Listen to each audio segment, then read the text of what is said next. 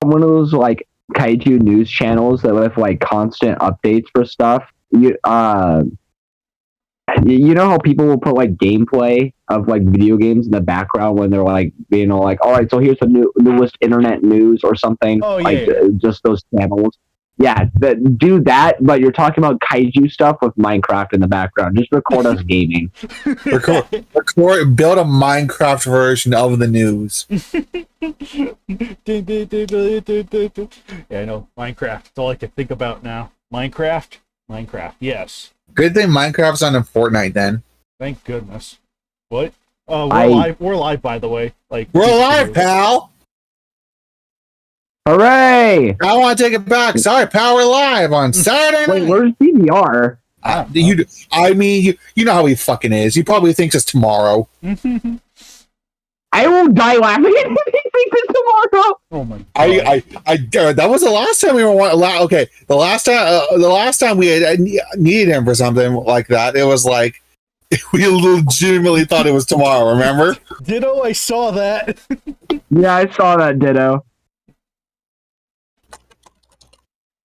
Oh, who cares? Here.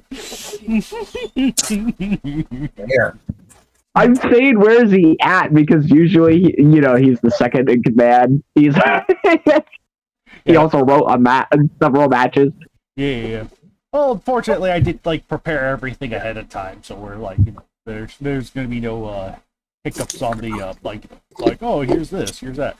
The only one I haven't done yet, because I don't know if we're going to do it today, just because it just came out yesterday. Whatchamacallit? This is the KWCE version of the podcast. We're not going to talk about the KWC this time. I mean, with all the trivia I have, it would warrant it. I mean, this is going to be, yeah, no, I won't deny that this is going to be like the match 408 of this podcast, where it's like match 408 of the podcast. Yeah, because we talked about 408 a good bit, like as sort of like the centerpiece of the whole thing. So like, no, I see the same being applied here. Plus, I haven't had the chance to read 101 yet, so I'd much rather I wanted Of course. So yeah, no, I think I would like to. Everyone read match 100. After that, back to normal.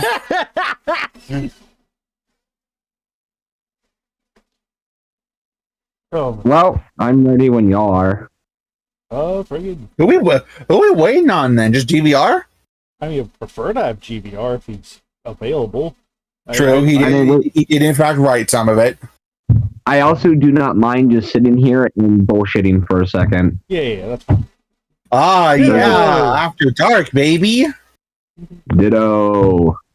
Yo, welcome to the new podcast. Today we are talking about big booty bitches. And, I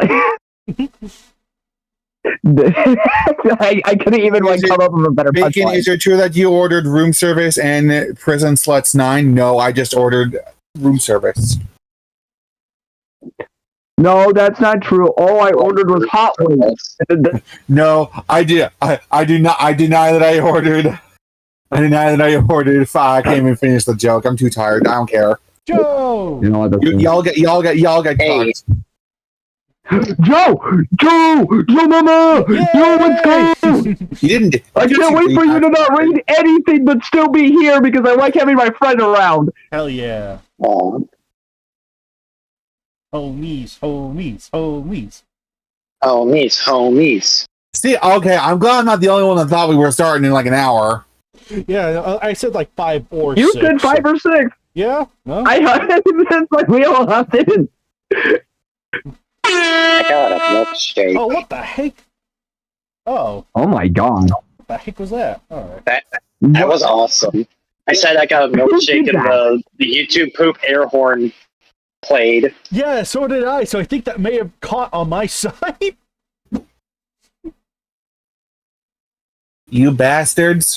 No, can't hear you, man. You're not coming up. You crashed my Discord. Wait, that notification? Okay, it's back. Oh.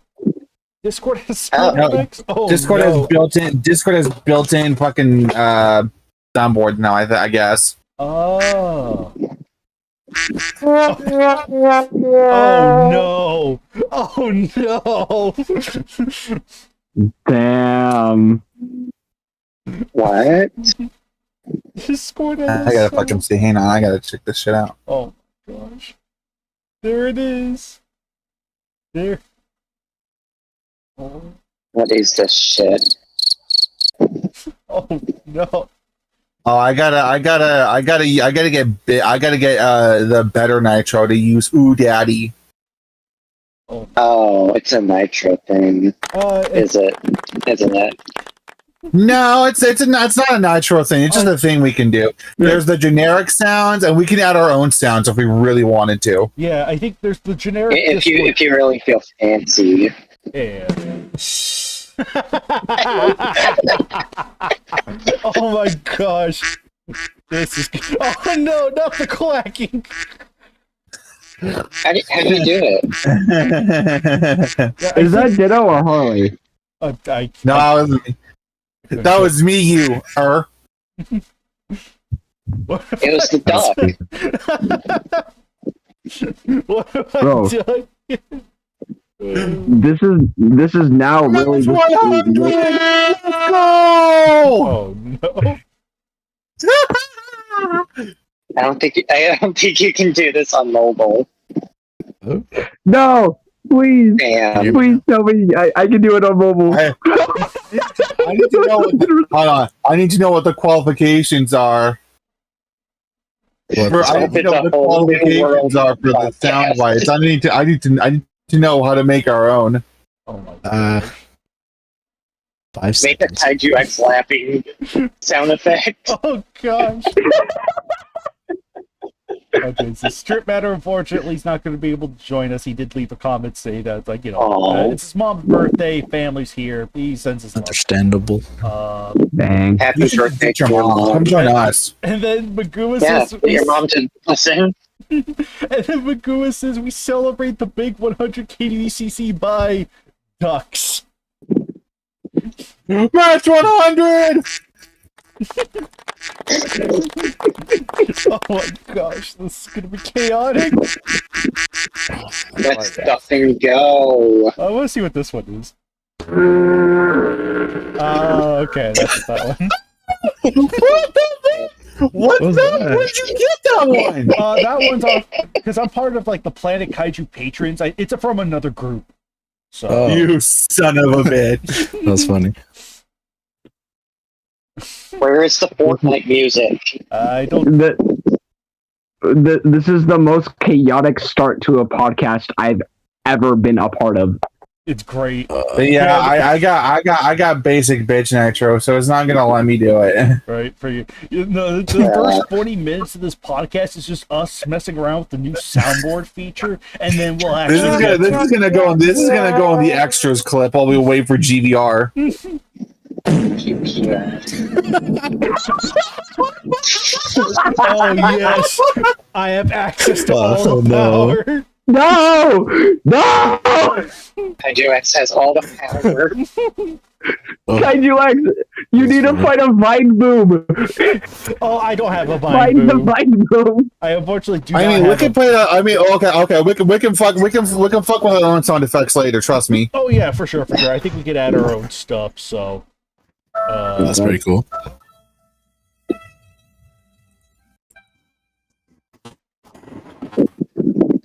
Me when Joe said that she didn't want to play Fortnite earlier. Sorry, man. You're okay. No, Fortnite. I just want to level up to get Optimus Prime. true. Oh my God. Kaiju, you didn't even play the game. Oh, Fortnite? All right. Yeah. Oh my God. Night with us? Come on. Next Kaiju X game. Next Kaiju X gaming. Yes. Oh, Was that Ditto that went probably. I don't know if you guys can hear me anymore. I hear you. Barely hear Joe. I'm hearing. I Joe hear fine. you all fine, actually. Oh, cool. Just a bit of all the Yeah, I can crazy. hear you, Ditto. Oops. What did I do? Hang on, boys. I'm getting the memes in. Oh no. Let's go. Just one of these.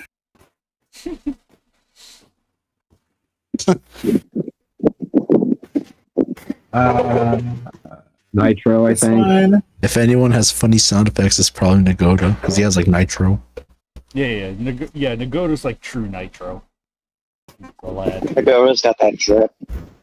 No, I don't think you can do it on mobile. Got the nitro drip. One of those. Right. Do I sound Do you need alright? nitro to Because add I put it in my sound, or- headphones. I don't know because I already have. Is it that. like emojis where you don't need it? I don't know because it's like I see like because underneath where it says voice connected, there's like the camera option, the share screen option, and then that rocket one, and then the one next to it is open soundboard. Right. So Giving me a browse. I don't think I have any. Oh, well, it's not true. Let's see. yeah, so you I might have something. yeah no because they're all the like because there should be like basic sound effects, and then there's sort of like group sound effects, which I think you can only have access to stuff outside of your group if like you have Nitro. Right. But I really Yeah, have no I idea know. how it works. See it for me. Audio. Trying to remember how this works. All right, this is now the John Cena. Minecraft podcast. You're actually just gonna watch us play Minecraft. Oh my god. Wait, shoot. No, I mean, I guess to sort of like quasi get started, or at least stall. Stall! How's everyone doing? More so to like those in sit in chat right now. It's like, but even amongst each other, it's like, how's everyone doing? Good. I'm vibing. Pretty alright. I got a milkshake. Hey, nice. Yo, that's epic. What flavor do you have? Did they bring other boys? Did they bring other boys to the yard? Damn right. Now milkshake brings other boys to the yard. Damn right. Don't remind me. Damn right. You can. It's better than Damn yours. right. It's better than yours. No. I have to charge. I'm having PTSD throughout the entirety of high school. Hello? PTSD's Okay, next. Oh, Not Dang. DVR. L. Who cares? Unbased. For real. I wouldn't be surprised if GBR Ooh, thought here we that was go. like 6 o'clock as well.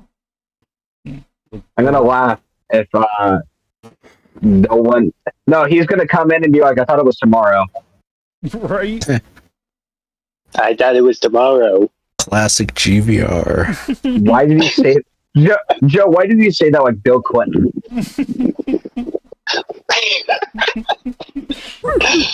GVR's don't not know. here. Don't I care. wasn't going for Bill Clinton. Unbased. Uncultured. Late as hell. You did it! Yeah! Let's go! That's good. That's funny. Hooray! You did it! Harper. Holy shit! We got the fine boom. Let's go. It's the- we have them all.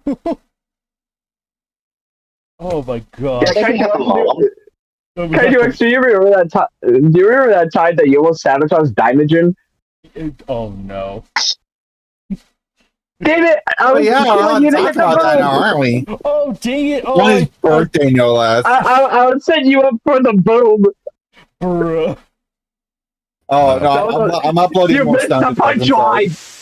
I thought you were being serious. No.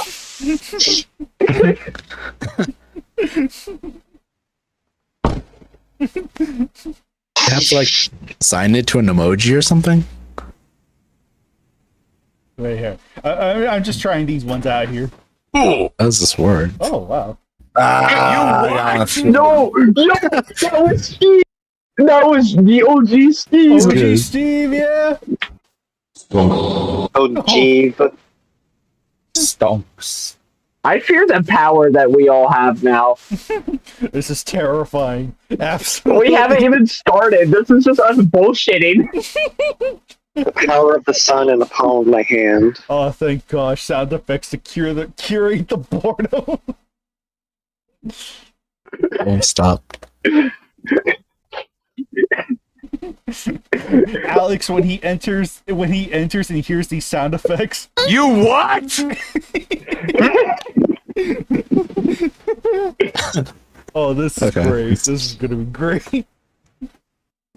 You sure this is the podcast? I feel like this is a great April Fool's. Oh my god! Why is there a Mewtwo sound effect in there? That was me. I'm just testing it, see if it Okay. worked. Why did you put a Nike into a blender, dog? Okay, that was just a Uh-oh. test. Gotcha, man. Gotcha. I'm still mad. What the fuck?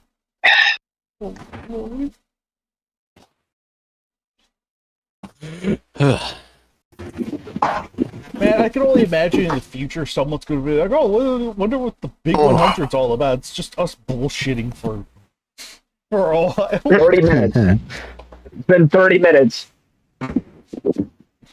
Well, you've been here for 30 minutes. I'd say it's been more like 15. Oh no! Me waiting for GBR to get in VC. Yeah. Oh my gosh. Yeah, I wonder if I could transfer. Can I? You what? Oh my gosh.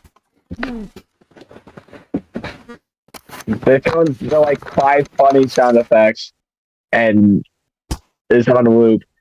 Oh my gosh. This is a boomer's worst nightmare. It really is. Oh, oh my god. I didn't realize I had that posted. What? I posted the link to the KWCC in the art section, bro. Oh, it is art. This is art. More like fart. Fart.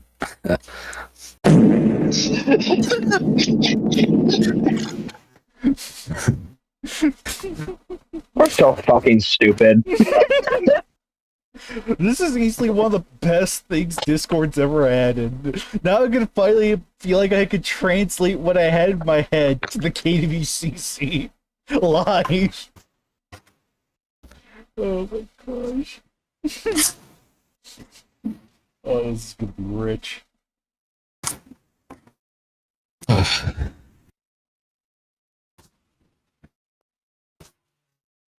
That's funny. Careful, that's how you go mad with power. True.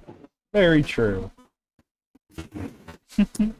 That is absolutely true. It's like, yeah, depending, it's how you use it. You have to use it responsibly.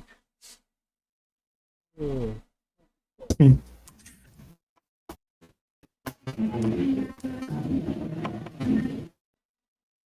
Oh. That is freaking great. Yeah, no, probably. Yeah, no, if I mean, we'll probably mess around for like another 5 minutes, but if no one shows in Another 5 minutes. I can't take this shit more. Oh my gosh! Jesus Lord. Holy crap, this is great.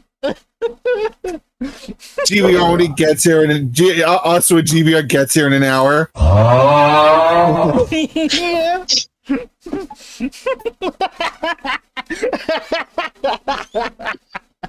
Oh my gosh, this is great. What a great way to transition to the 100 KDCC. This is crazy. Oh my goodness.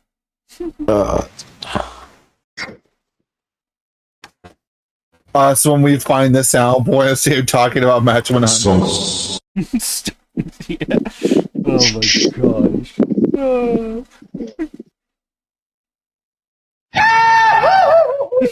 I just had to play that one again. I know, it's pretty funny. Holy shit. This is gonna be good. Finally, something to. I have the power. Quick, how do we stop our time for 30 more minutes? More like for the next 5 minutes. I don't know. We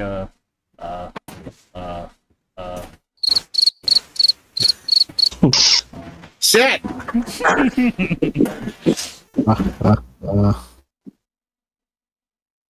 GVR, I'll start without you! Oh my goodness.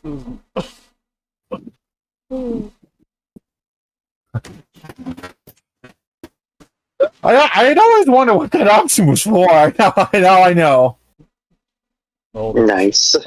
all the power in the world. Does this work? The power of sound in the palm of our hands. Yeah. Oh my gosh.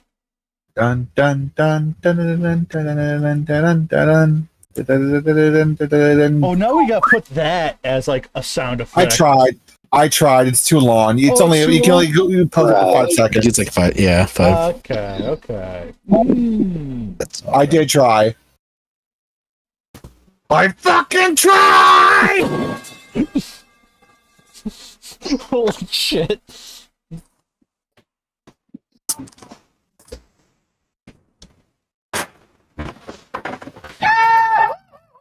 Oh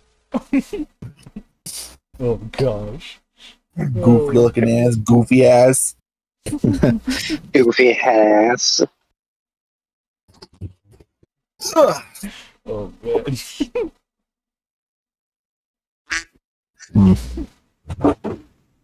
Where is it?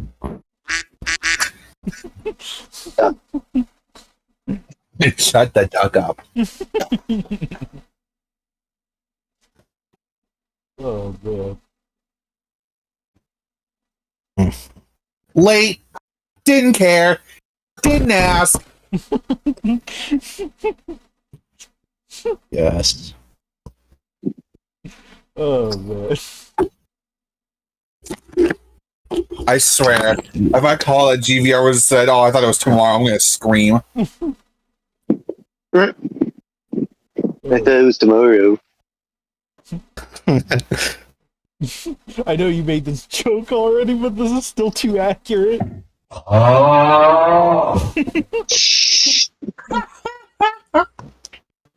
I'm so glad I found those. I'm so glad I immediately went to get those meme sounds. Oh shit.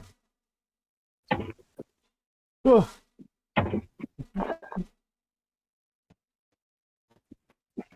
Oh man. Freaking A. Freaking yeah, no, I think we could probably just you know what? Fudge it. Fudge it. Fudge it. Fudge it. We're getting started. Oh wait. You what? Okay, there we go. No, we're getting started right now. Let's go. Hello, everyone. Hello, everyone, and welcome to this one's KWCC. I am your host, Kaiju X, and with me today, I have Godzilla Fan 8889, Gojira 41 MK11, Harley, Joe Mama, the Lore Master Bacon, and Ultimate Ditto.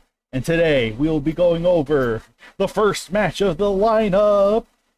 Hit it up for match 410, Godzilla Heisei versus King Kong Showa. Written by Declan Coughlin and banner by Landon Soto. For the most part, we could probably just kind of go from the maybe this time we could just go from the top and work our way down. Godzilla Fan, I know, is muted. Gojira, are you willing to give your thoughts with this, or? I'm not muted. That's all right. Oh shit! Then I'm just gonna go. Shit, I'm not muted.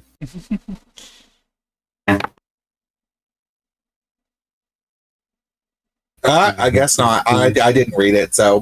Oh, bruh. Wait, which match is it? 410. 400? Yeah, 410. Yeah. Oh. Yeah, no, I didn't read 410. Oh.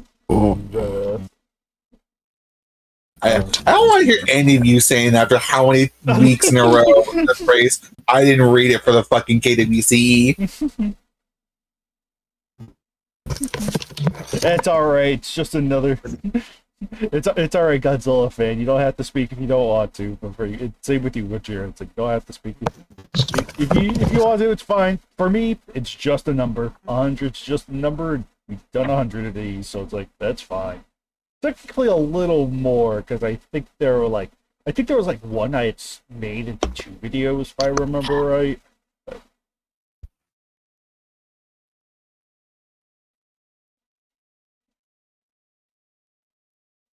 Oh, right. But yeah, for you, oh, yeah, no. I think Okay, hi. Oh, alright. Alrighty. Hello. I really love the banner on this one. Hey. This looks quite nice. Heck yeah. Let's go. I don't. The match itself is just kind of like meh for me. There's some cool concepts, like the stuff they alluded to about Manila, but they don't really. The writer didn't really do much with that. So, you know, the Zeton reveal at the end is the most. That's the part that sticks out most in my mind. Yeah. You're just trying to draw me out. Oh my god. Oh shoot. I'm gonna hit it first, so might as well. Anyways, match frigging. Yes, hello, I'm Godzilla fan 889. Known for several things. Anyways, oh my god. Anyways, match 410. Pretty alright. I was a little offset by the gore at first. Like, the author said on the forums that it was inspired by Primal. I'll probably get murdered for this, but I haven't watched Primal. That's all right. No, I You haven't. son of a bitch. I think I might go back next. You haven't watched. Oh gosh, that one's loud. God damn! What have we done? What have we done? Our structure is fucked. Oh, this is gonna be good. This is gonna be good. You poor I unfortunate like how souls. Joe. I like how Joe was the It's first okay, one child. to go on the offensive. Oh man. Holy shit. But It's yeah, okay, no, Godzilla fan. It's safe alright, to come Godzilla. out. You're good, you're good. No, truth be told, I haven't seen Primal either, so it's fine. Curly will hurt you. Yeah, I also have not seen Primal. Oh, Anyways, yeah, back to that. Yeah, it got some gory. The Zeton reveal is pretty cool. I need to sing for Zeton match to write. I have like 50 matches to write. same, man. Same. So true. Oh, yeah.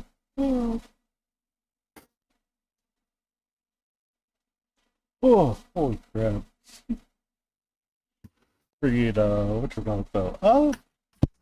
Gojira, I suppose, like, Godzilla fan gave his thoughts, so, Gojira, what do you think of it? Right, continue your thoughts, right. Oh. The word struck me as, I don't know, a bit much, like extra for the sake of being gory. Not that there's anything necessarily wrong with that, it just felt a bit jarring and I don't know. It kind of happened pretty quickly, so and out of place for like Ho King Kong to be, I don't know. Mm-hmm. Understandable. I'm very articulate, as you can hear. That's alright, Sometimes we're just better with our words, our fingers to our words as opposed to our mouth on our words. It's fine. What? You know what I mean. I know what you mean, but you said it insanely. The vibes.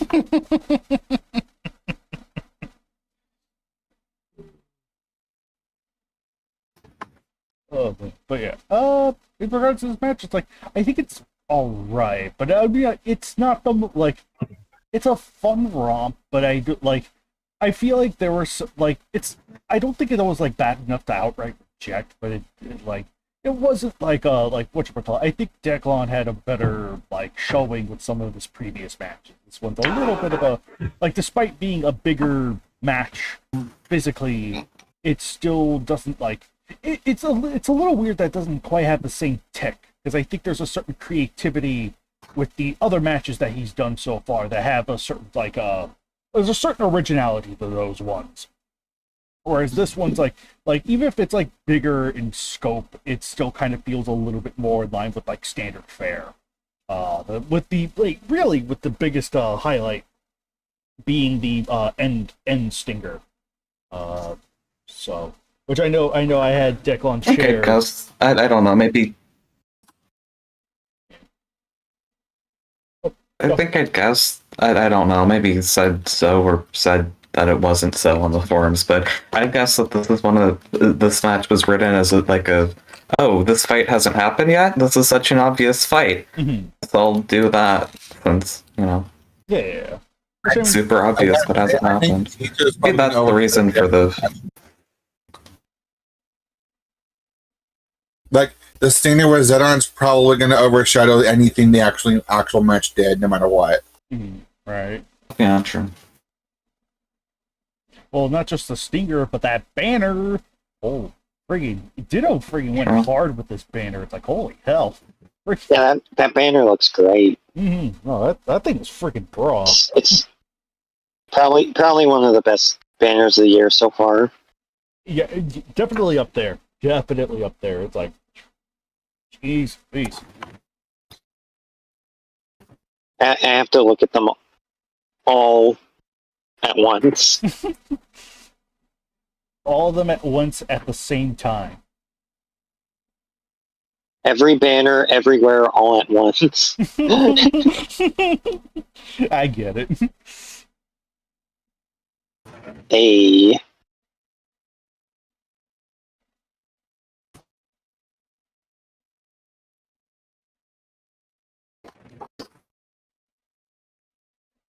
Oh, right, we should. Oh, well, I guess it is a good thing we started with 410 because I think we got our matches swapped up.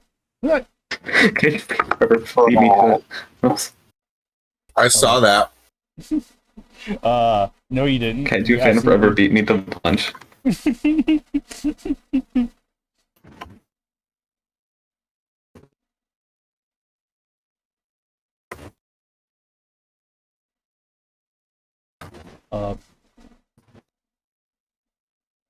Alright. Oh boy. Kaiju fan forever in our Discord says that was ridiculous. Kong would never put up anywhere near the fight he did here in a real fight against the Hasty Godzilla. One hit for the atomic ray, be finished given that it's over 5,000 degrees of base form. Who took the spiral ray? Definitely written by Kong. It's called subjective writing.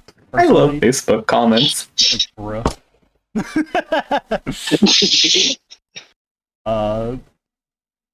Nothing too crazy, just a fun fight between two iconic Kaiju Godzilla eating giant octopus variety with the scrap fight from versus Fallout and G. Big G fights a ratfish and eats it. Fun banner and love the Zet reveal. As the comment on a different match, the fact that the match ends the way it does it's kind of like authors saying I don't consider either of these better than the other. They're both great in their own right. Big Monkey is the thinking animal. Oh, okay, that was the Facebook comment. Bacon? All right. What happened? I was wondering. Did Bacon leave? Oh, there he is. Okay, but yeah, no, frigging whatchamacallit. Godzilla's brain is the size of a pea. But freaking no. Let's see. Well, Bacon seems to be muted at the moment. Oh, Bacon. You were saying? 410. What you think of it? So unfortunately, I have to plead the fifth because I did not read it. Okay. Banner is fire, though. Bacon Banner get fired. Joe, you do not have room to fucking talk. True. If that came from anyone else, I would not roast you. Roast them, but just shut up, Joe. Bacon, I've been fired for a year. You just can't kick me out. Shut up, woman! What the? Oh gosh! Oh gosh! But no, I was unfortunately unable to read it because because work is a bitch. But Yeah, that's fair. and match 100, which that took all my time. Yeah, no, I got you, man. I got you. But the banner is absolute fire. Ditto is one of my favorites by you. Thanks. Hey. It reminds me of Godzilla Hesai versus Colossal Titans banner, but like better. A lot better. Ooh. Yeah. Oh yeah. Yeah.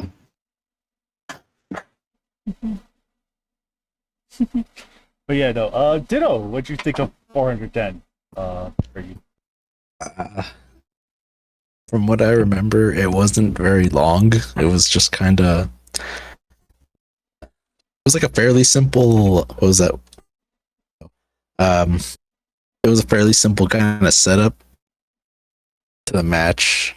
I don't know. I guess I was kind of like expecting a bit more when you think of like Godzilla vs Kong, like any version. Mm-hmm. But I mean, this one's fine. It's just, yeah, like simple. I thought the action was pretty good for the most part. And then I think the most memorable thing is the ending with Zeton. Yes. Yeah, other than that, I think it's just pretty fine. Oh, but alright. No, that's fair. Let's see. Gonna see if take a shot for every time Harley screams. Anyway. Let's see. I'm gonna read the comments from the wait, what the? Hold on a second. Oh wait. Okay, no, never mind.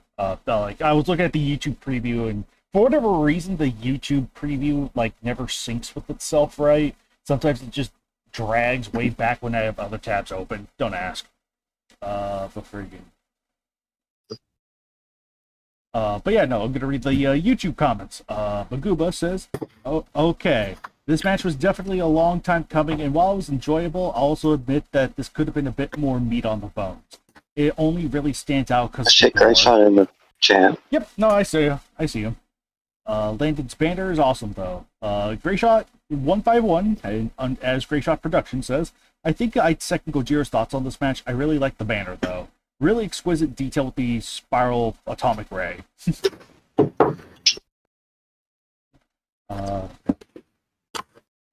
Yeah, and then Maguva says, also, I just noticed that despite being set on Mondo Island, that mountain looks almost exactly like the one most associated with Monster Island. Like, for real. I mean, can't be helped. It's a nice mountain. It's a good mountain. Wait. We'll say that there was a retcon where Mondo Island got turned into Monster Island. Mondo, cool. All right, cool. I like that. Joe's on it. And Island, bro. Oh, I see someone's online. Yo, let's go. Freaking. And apparently we, according to this one YouTube comment, just coming on soon, Zero versus Ultraman Zero is coming to Sunner. Tomorrow is July 18th, 2023. It's coming to a death battle. Very cool. Yeah, tomorrow the 18th of today's 16th.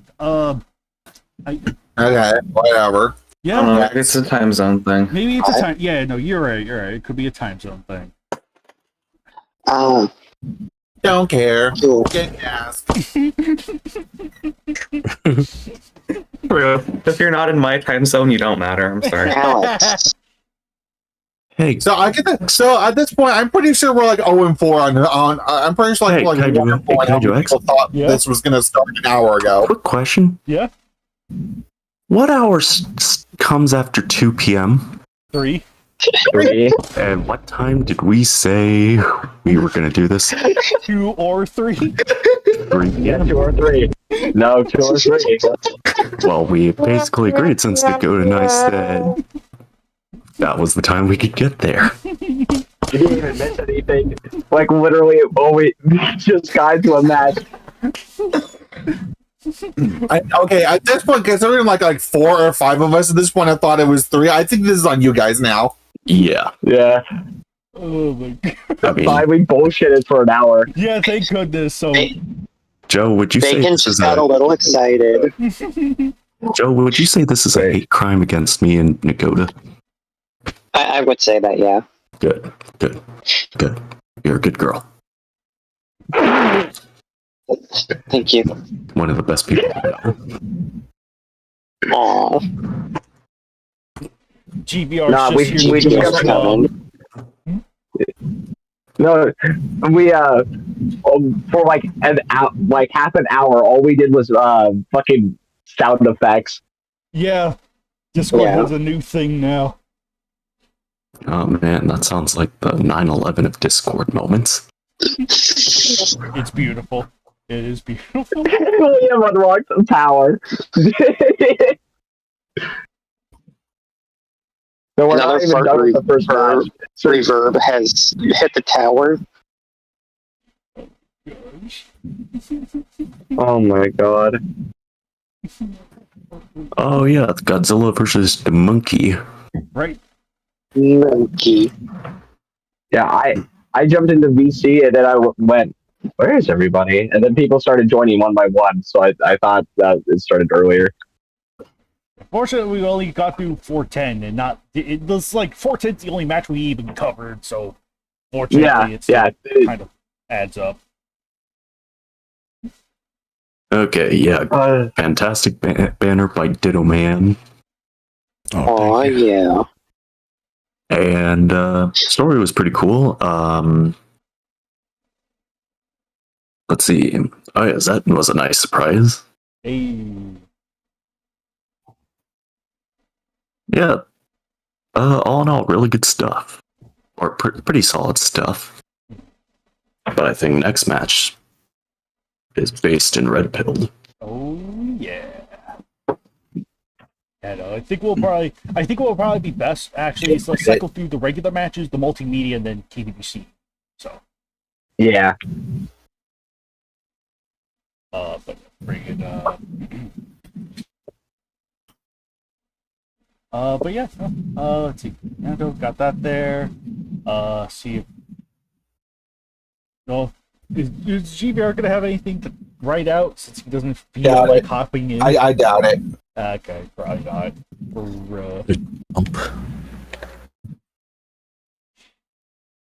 But kind of wanted to go to hopping, but I know he's at work.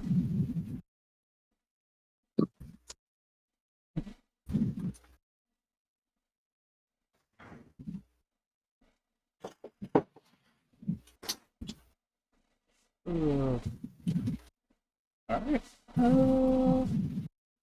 Wait, what is Bacon typing? It's cooked. So I'm responding to GVR. oh, okay. Just saying like why we started earlier.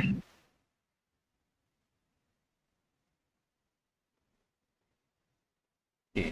So.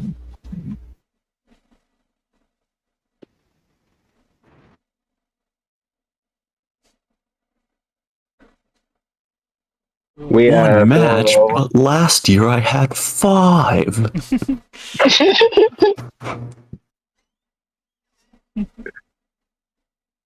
You ate my only chocolate bar. Now I'm gonna starve.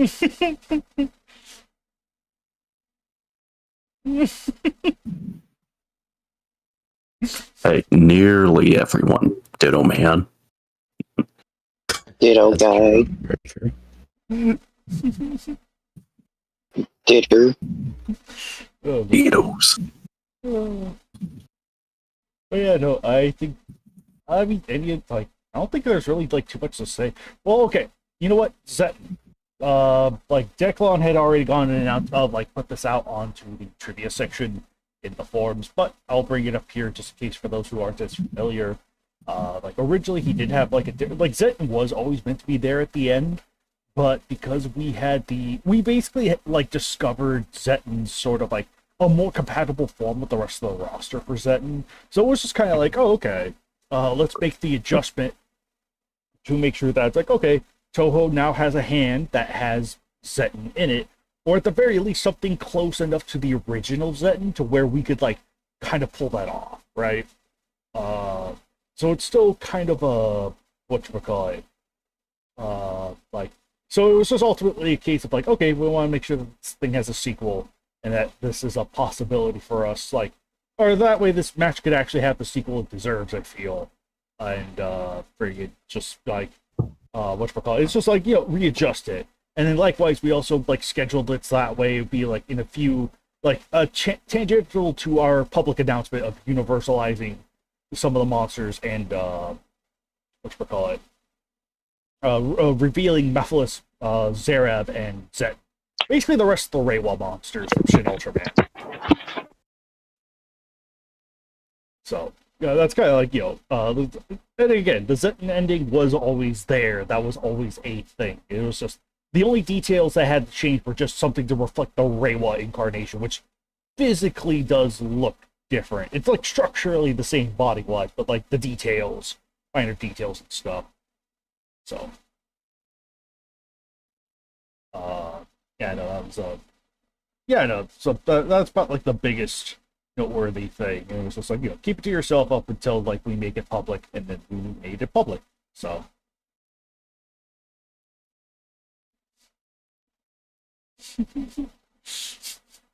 Big boss, all the memes. But yeah, no, that was probably about like the match's biggest significance, and we'll circle back around to another like KDBC thing. Like I said, the multimedia will circle back around to that in a bit, since that did come out the day before this one. But decided in this case, I think it was good to like start off easy, especially after like lollygagging for a little bit.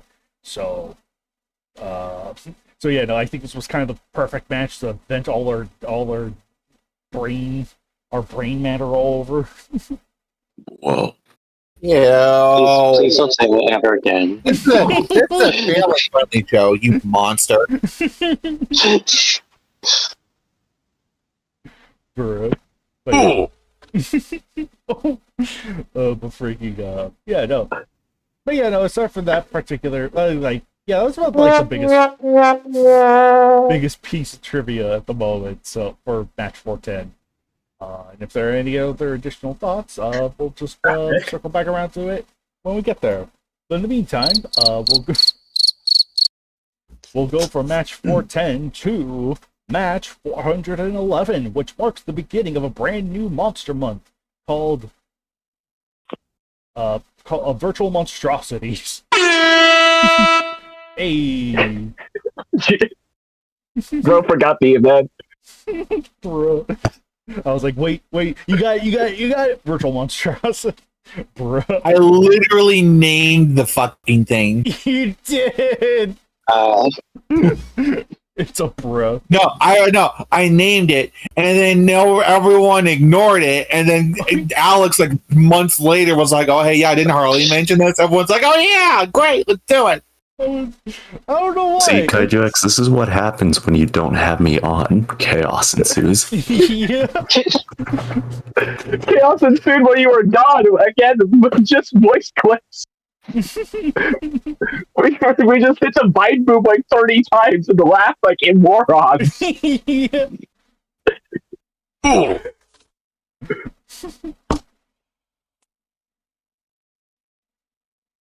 my goodness. But yeah, freaking shit. But yeah, no, batch 411, Godzilla Hasty vs. Balskazan. Oh wait, bless it, I am tripping up here. Alright, there we go. What to say? Bulk Zargan. Yeah, Bulk Zargan. I love that name. But yeah, no. Godzilla Hasty vs. Balskazan, written by Harley Jameson and banner, first time banner from Vincent Roger. Congratulations, Bacon! You actually got a banner of yours on the site. Yay! Let's go! I actually really like spoilers. I really like the banner. Super good. Yeah,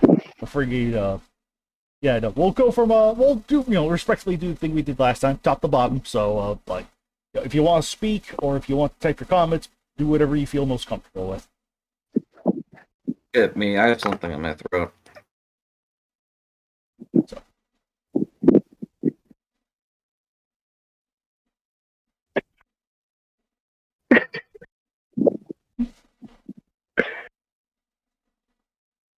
The two motherfuckers above Harley should speak their minds about the matches. Yeah, they really should. Even if they're muted. Talking to the void. Whoa. Okay. Okay, no, Gojira has something caught in their throat, so that's fine. Yeah, the words get stuck in her throat. Bro. And what's the other one's excuse?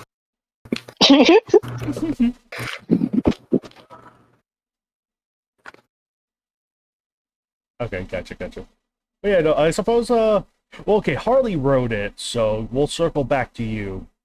So I feel like that just makes sense for you to go last. Yeah, I want to go last. Yeah. So until no.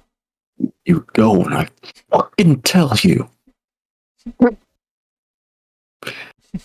Okay, I guess I'll start. Yeah. As always. Okay, this is easily one of my favorites of the year. I think Barley did a fantastic job.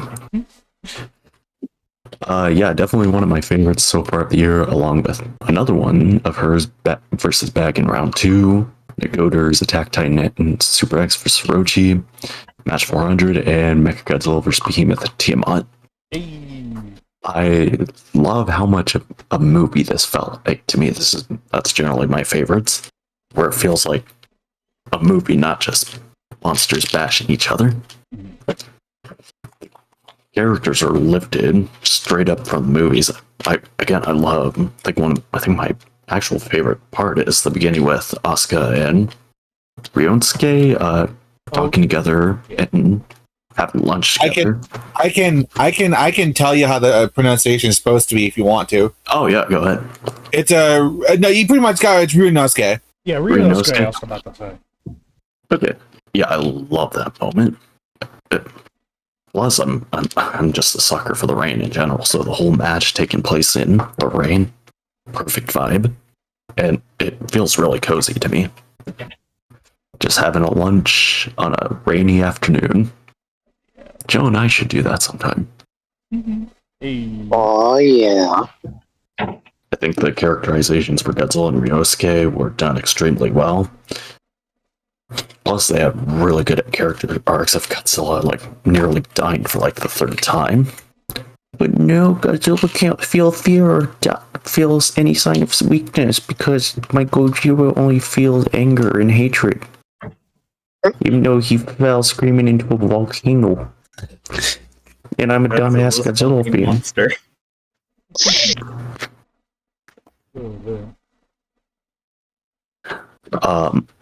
And another visual I love is Godzilla seeing all the dead bodies floating up. Because I think it's like I said on my forum post, it's like I always kind of question how Godzilla would see just a regular dead body, like several of them. I always thought it'd be ranging from I don't care or just kind of laughing at it. But him being disturbed was a really good touch. That it made me look at seeing Godzilla from a different side of it. And then Ryosuke wanting to retire and end up teaching children, even though he originally said he'd rather deal with the dipshits in the government, was really nice. I guess way to tie it all up in this match. Oh yeah, I think pretty sure Harley's already heard this along with everyone already saying it. I do think could have been a tad more description with how the draw was justified. Felt a bit brief, but other than that, I just, like I said, fantastic match. Harley, you've done an excellent job, and I can't wait to see the next match in the series. It will. I mean, I suppose it's not really a spoiler because it seems pretty heavy what it's going to be. Yeah. Yeah, Godzilla vs. Iris will be done when it's done. I have a lot on my plate all of a sudden.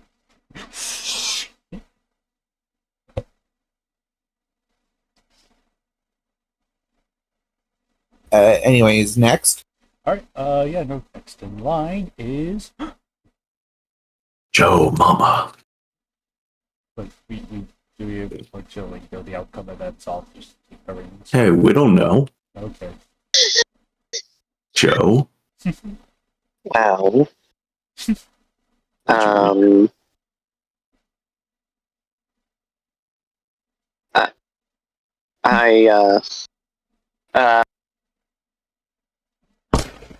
Damn. Very well said, Joe. Very well said. Yeah, poor Joe. No.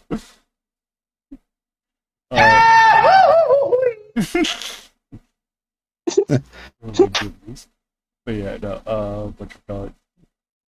But yeah, no, match 411. I personally really enjoyed this one. Like, I think, for one, I'm a sucker for Boxerdan, so it's like anytime Boxerdan gets a chance to shine, I'm like, yes, yes, yes, you know, boom, boom, let's go. I was kind of expecting the fight to be a little longer, personally, but I still, like, really, like, there's still a lot of, like, really nice highlights shown throughout. This is kind of like a case where I think I low-key kind of prefer the first half over the second. I just love the character interaction between Asuka and Ryunosuke. It just, yeah, no, that was just fantastic work, Harley. I just can't stress enough how much, like, that was just so freaking good. Oh, good. I was gonna say, I hope you like them because they're not going away. Right. Based. Let's go.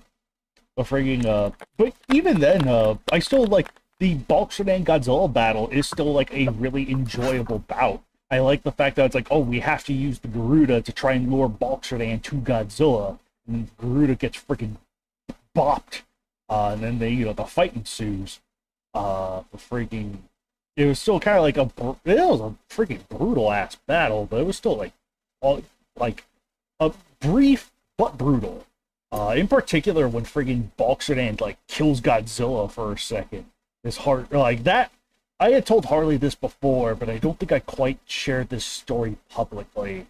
But it wasn't through lightning, but there was one instance like 10 years ago where I think we were visiting some kind of church, and just for a moment, my heart stopped beating for like a second. That shit was terrifying. So I kind of like was able to sort of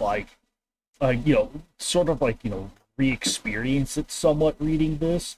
Or I was just able to put myself in those shoes. Just that moment and just how that kind of haunts you. So you, at least for me personally, it just kind of hit on a very different level. Yeah, I remember you telling me in that. Fuck, that sounds haunting, like horrifying. Mm-hmm. Okay, yeah. So it might have been the staff discussion then. But yeah. It was a long time ago. It's just like, holy shit. Yeah, that's horrifying to hear. Yeah. Mm-hmm. Freaking A. But yeah, no, it's like I really like, once I started reading it to like, just make sure everything's edited nice and orderly, I almost just couldn't put it down personally. It was just like, whoa. And then it was like, wait, is it really that short? I was like, no, I really enjoyed it. And obviously there's a lot of like little ending stingers to indicate more to come. So I am super looking forward to the continuation of this. Very, very curious to see how you, like, what you do with the material next. I am very curious how you kind of explore this different side of Godzilla. Very curious.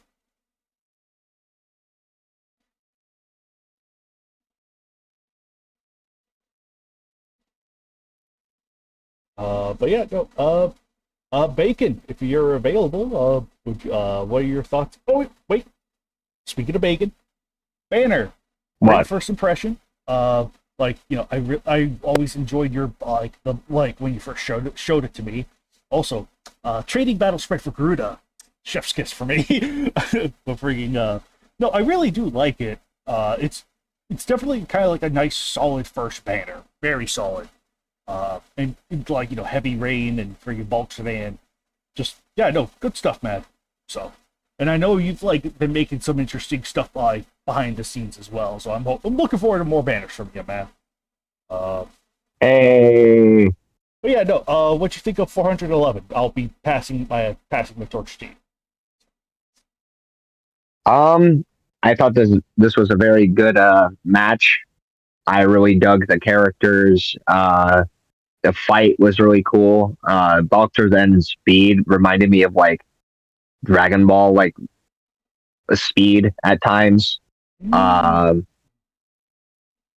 liked how this feels like a direct response to a certain audience with the last one. It was where okay, he's not okay, he won't be scared, and that's gonna fuck him up. and I very much appreciated that take. I think that's probably the best sense of speed I've gotten from the character in matches. I had a fun time making the banner for it too. I had fun helping Harley plan this too, at least like a part of it. Let's see. Just a really good time. And like how you were saying you couldn't put it down, that was the same for me. She sent it to, I think it was me and Alex to look at first. And then, yeah, but a very good match. You did a good job, homie. Aw, thanks. Let's go.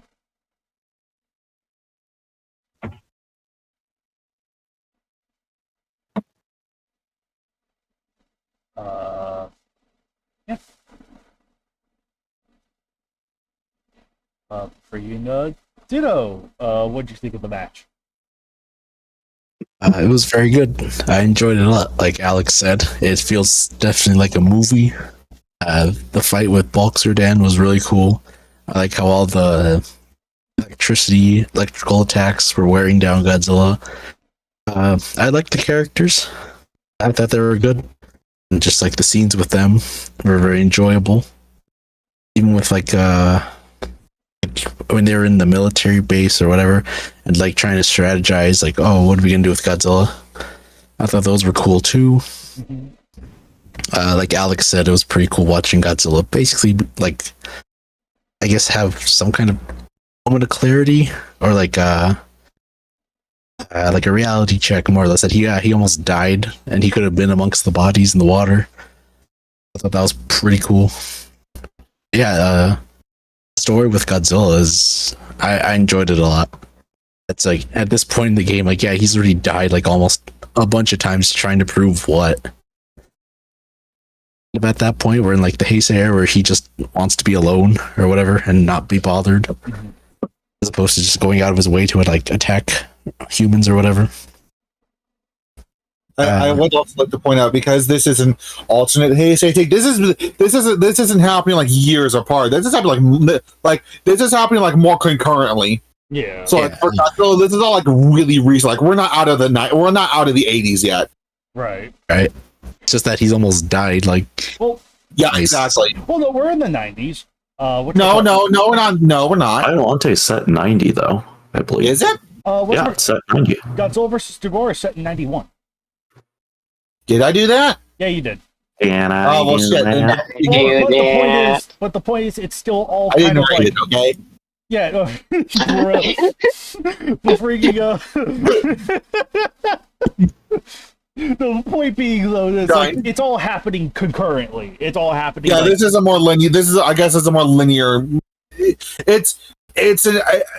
The name alternate Heisei is fitting because to me this is basically just an alternate take on the Heisei series. Yeah, right. Like using Biollante as the jump off point. Yeah, yep. Absolutely. And I reckon Godzilla would have been up in heaven with Jesus Christ. Yeah. So I am glad that everyone enjoyed the human characters, because if you didn't, you're going to be disappointed for Godzilla vs. Iris. But Harley, human characters can't take the spotlight from Godzilla. I do fully admit at the time it was written as a more of a response to, it's like, okay, fine, you don't want Godzilla to be afraid for his life, fine, here's what happens then. This is what happens when he's horribly outclassed and he doesn't actually care. Mm-hmm. Yeah, this did feel like his kind of last, like, oh, my last chance to act like a tough guy, so I'm gonna hunt down this thing that's not bothering me, and then he gets clapped.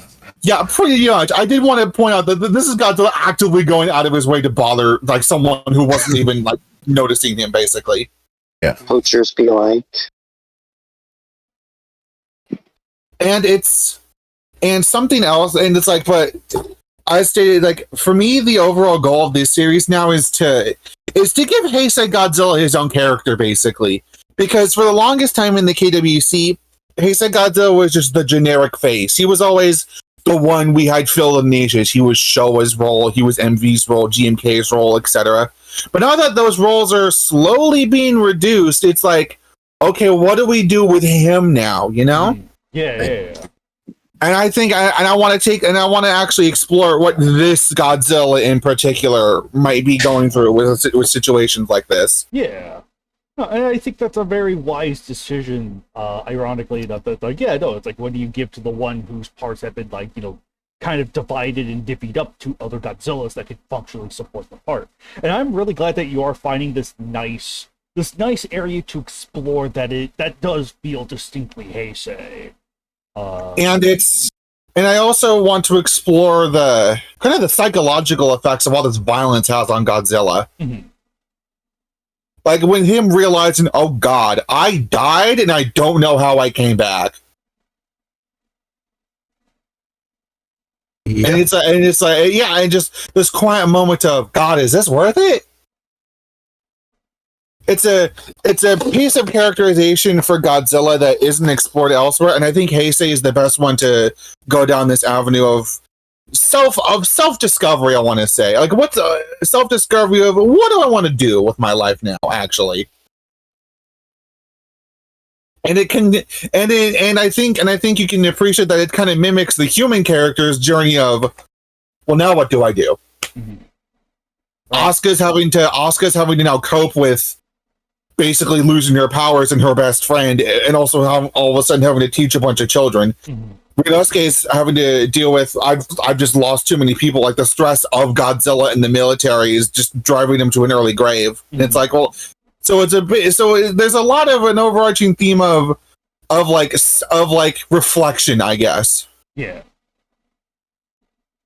Also, I just want to point out, if any of you know me, you will know that all of the human names before after the prologue, it's very obvious I'm a big fan of something. It's a big shout out. Oh, right. I'm surprised no one said anything about that. I thought they'd be more mad at me for doing that. Oh no, no, it's Ace Attorney. I named all the characters after Ace Attorney characters. Right. No, I think I remember Harley telling me that sometime back. I was like, yeah, that's fine. The two at the prologue though, those are named after Marvel and DC, Bruce and Logan. Oh, okay. I did. Yeah, no, it's the kind of reference to where it doesn't distract too much, but if you know, kind of thing. Pretty much. But yeah, no, it's like cute little Easter eggs like that. It was like that's fine. What did you all think of what did you all think of the prologue where it's basically just setting up the threat? The great prologue. No, that like hooked me right. Agreed. In. That was just such a good hook. Because I do admit I am using the movies as inspiration for this sort of thing. It's like that's what they do basically. They set up the thing before Godzilla. Before Godzilla shows up. Yep. Mm-hmm. Yeah, pretty much. You did that with the meteor in Mothra. Yeah. Whatever. Meteor Mothra, the UFO of King Ghidorah, Space Godzilla. Yeah, the Space Godzilla stuff. Rebuilding Mechagodzilla for Mechagodzilla. Yeah, no, generally it's the format, and it works. And there's a good reason why that works. So. Godzilla being diagnosed with crippling diabetes and destroy her. Okay, that's an exception. Gotta take his diabetes medicine. And his brain medicine. His brain medicine. That's why I need to take my brain medicine. You gotta take your dementia pills. I misheard Joe. I thought she said take my dimension pills. Wow. Take your dimensional tide pills.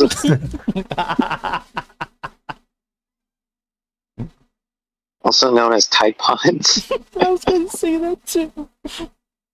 I mean, if we all eat Tide Pods and race to finish them up, it's called pod racing. Yeah, so I'm also very you all enjoy the human element. I'm very, very proud of how I write my human dialogue and all that. Heck yeah, no, it's great. It's great. Ooh.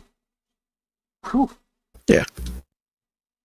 Oh, so you're setting up Kiryu, right? In the end there? Obviously, duh. Yeah. Doi. Doi. Because I admit, like after you read that, and then like you go to the little girl, I thought you were like setting up a Kane, but then like the egg came, and I was like, oh, all right, never mind. This is cool too. Yeah, no, I said I'm setting up Iris. Yeah, looking forward to that. Like to like I suppose I don't know that I don't know if this is a spoiler, but to me it's like this alternate Haste universe is taking a more mystical bent to things as opposed to the hard sci-fi route the original took. Yeah, I can see that. Yeah, that Or sci-fi. I thought it was just a commercial for toys. I'm glad you enjoyed my portrayal of Bloxorn because I really wanted to play up like this god of thunder, basically, like this elemental force giving life. yeah. Hey, yo. I also speaking of Godzilla nearly drowning, I had to convince Kaiju X that that it was actually possible. Yeah, no, that Oh, was yeah, a I really remember interesting. Yeah, no, that was really interesting when she brought that up to me. I was like, wait, Godzilla drowning? Because of course my first reaction was like, wait, is that even possible? And yeah, no, once she started laying on sort of like the like realistic assessment of like amphibians drowning, it was like, oh, that actually she had me sold. The basic idea is that Godzilla has basically two sets of lungs: his oxygen air lungs and like his water lungs. Right. Being forcibly submerged under the water and then electrocuted meant that his body couldn't properly like switch to the adaptation as quickly, so he's drowning. Yeah. Mm-hmm. Right, which is also a very unique situation to be in as well. It was like whoever knew that Godzilla's home turf would be his like kind of undoing in a roundabout way.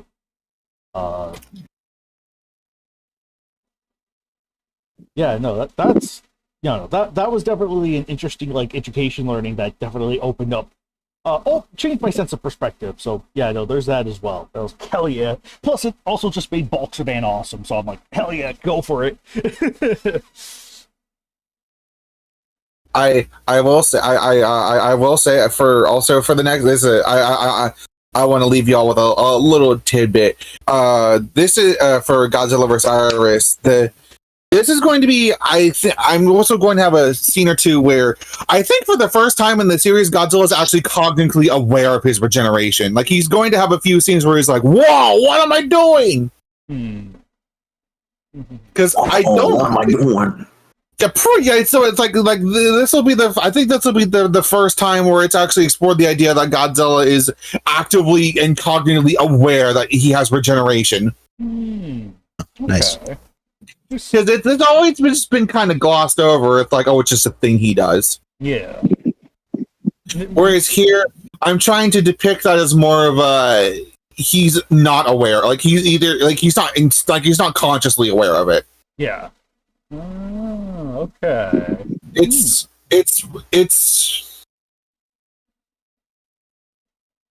why when he died, he can't really. It's why when he died and came back, he doesn't actually know what happened. Yeah. I'm also glad that y'all enjoyed my. What'd you think of I also not just Godzilla's character moments at the end, but what'd you think of like his character during the match? I suppose. No, I thought that was still well handled, like going in sort of like trying to pursue Bulk Sedan and like ultimately leading to his death was appropriate comeuppance. So it was like, yeah, no, I thought that part was handled like, no, I thought that part was handled fine. It was like actually attempting to like pursue, kill, the active like participation trying to kill Bulk Sedan too. Like just like, you know, whatchamacallit, as Godzilla 4 has atomic powers, his desperate insane attempts to murder Bulk Sedan, sort of like how much there was just like yeah, no, just friggin' A. No, I also want to point out, I also wanted to point out the fact that Godzilla is the aggressor isn't intentional. Bulk Sedan pretty much was not going to bother with Godzilla, but Godzilla Force. Oh, right, which is kind of like, yeah, no, kind of interesting compared to his previous outing with Dagora, where it was sort of like Godzilla had reservation fighting this extraterrestrial entity that just was going to do its own thing, and now ironically you have this situation where there's this thing leaving Godzilla alone, but Godzilla is now actively pursuing it. Yeah, it kind of bites off more than he could chew. for lack of a better analogy. Yeah, I expect a lot more characterization of Asuka, Rinosuke, and Godzilla himself in the future, eventually, whenever I get around to doing it. Yeah. Because I actually am thinking very, very hard about the actual logistics of Asuka's school now. Like, oh wait, should I have to actually flesh this out? Right. Because it's still based this off the idea that the older they get, the more their powers kind of wane. So the upper class, so like compared to like the literal group of school children, there's maybe like a handful, if that, of like actual like teenagers and stuff that still have their powers. Yeah. You're like, yeah, whatever. That's boring. That's logistics. Who cares? All right. Also, I'm glad that I wrote a thing with the Garuda by itself. Hey. Whoa. Yeah, the Garuda fulfilled the part that it needed to. So it's just like it was pretty much there to die. Rip. Yeah, whatever. Anyways, that's all I have to say about the match. I'm glad y'all enjoyed it, and I'm glad that y'all are excited for what's coming up next. Heck yeah. But first, the comments from Discord first and then the YouTube ones. Godzilla fan 8089 says, anyways, this was a pretty cool match. Most of my thoughts have basically been said already, but I like the action the arc Godzilla goes through, and after hearing the backstory of his characterization, I've grown to like it even more. The Garuda being down so early is quite shocking, but I guess that's the whole point of it. The abruptness and the tragedy of the whole thing. I like how it also somewhat echoes Vicky's sacrifice in the last one. Oh, yeah. Yeah, there is a definite theme of I don't want to say pointless sacrifice, but it's like what did these accomplish? Right. So, Kaiju Fan Forever says, really great match. I really enjoyed the character given to the all. Shrug. The irony of Godzilla nearly drowning is not lost on me. Always enjoy seeing Bulksedan, and I really enjoy how Big G's heart stopped getting fried. Short but great match. Looking forward to the sequel. And then from Maguma in the comments section says, pretty fun looking banner. Bulksedan's paw kind of makes it look like he's commanding the lightning, which is I didn't think of it that way before, but I could totally see it. That's kind of cool. And then Maguma continues with, anyway, I thought it was good. I like seeing Godzilla question his title for once, although admittedly really could have been more clear on how it ended in a draw. Which I don't know. I think it's kind of. I probably should have made it longer. Right. Yeah, perhaps, but it's still kind of like the impression. Because funny enough, I think like that draw was somewhat of a last-second decision. Yeah, to be completely bare bones with you, if I was more bold a few days ago, I probably just said Bulksedan should have won the damn thing. That's kind of the impression I got first reading it. I really should have just went, yeah, Godzilla lost, whatever. He took the L, whatever. All right. Yeah, I think that would have made more sense if Bulksedan got the win because Godzilla died. Yeah, no, I understand. I could still see the draw element because Godzilla did wind up pretty much shoving. Like, you don't need to get a kill to, like, get a win or whatever. But it's still, in this case, a draw still feels the most appropriate to me because it's like after Godzilla came back from the dead, he did try to actively, like, get at Bulksedan, and then Bulksedan just speeds off. So to be fair, I don't think that, yeah, no, he died without question, but that wasn't the end all. It wasn't like Bulksedan ran off after he died. Godzilla came back from it and started to continue the fight. So I think, to be fair, I think the draw is probably the best position for this match, personally. So, yeah, at the very least, that's just the way I see it. So it seems a lot of other people seem to echo the idea that the Bulksedan should have won outright, but, to each their own. And then, new comment. The Michael Jackson hello. Says, I thought it was nice. I thought it was a nice match. Godzilla having a brief rush with death is going to be interesting to explore later on. Which, we'll see where the story sort of evolves with its ideas that's set in motion. So, very curious on that. Very curious. But yeah, Does anyone else have any additional thoughts before we move to the next match? Or Bacon's banner's pretty cool. hey, Oh yeah, I'm so happy about what Bacon did. I'm very very happy about this. yeah. I suppose I just have one final question. What did you think of the setting of like basically just a flooded Tokyo That was awesome. Heck in the yeah. middle of like the worst rainstorm in history, basically? Right. No, it's pretty sick. It's pretty sick. I really like Boggs Harding, so I really wanted to give him something cool. Hey, that's my boy.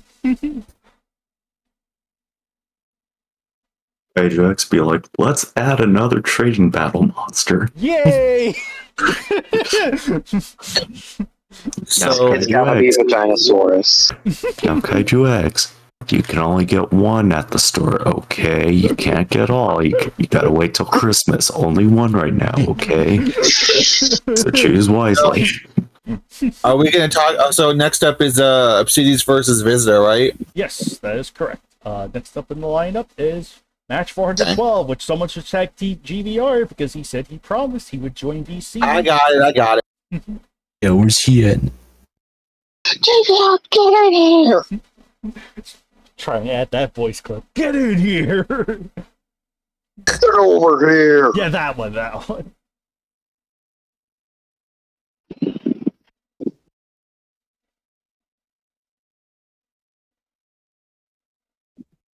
GVR, get your fucking ass in here!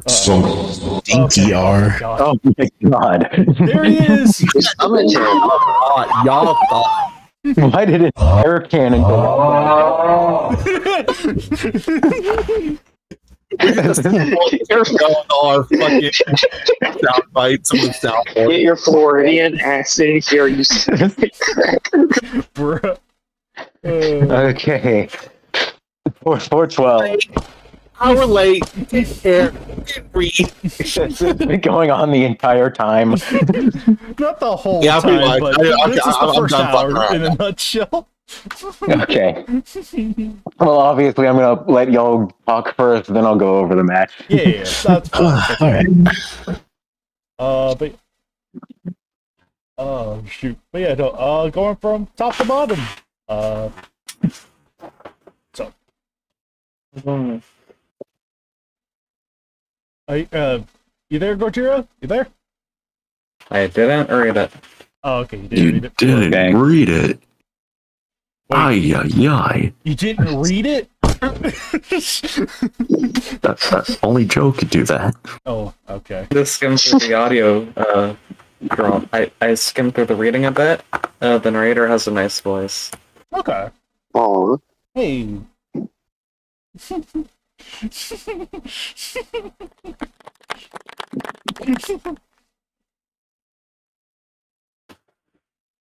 But yeah, so that's all right. No, that's fair. That's fair. All right. And yeah, no. Next up in line is Harley. All right. But yeah, no. Harley. I thought it was. I am sorry to say this, GVR. I thought it was okay. Well, it's not your best work. Like it is a little rough in places, and it's like it's. I think it's very clear it was written a while ago, as opposed a longer time ago than what your current work rate is. If Like I it's still recall- good. It's just not like your best. You know. If I recall correctly, I think it was written early 2020. 2020. Yeah, this was written like 2 years ago, and it does kind of show its age a bit. Then and also, it's not a long match. So, well, obviously, I put effort into every match I do. There's the matches that get like more effort than others. Yeah. Whoa. Yeah.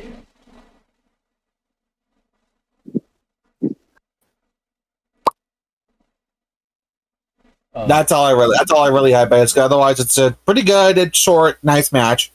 Alright. It's not. I hate to say it, it's not super memorable, so I don't have a lot to say. Sorry.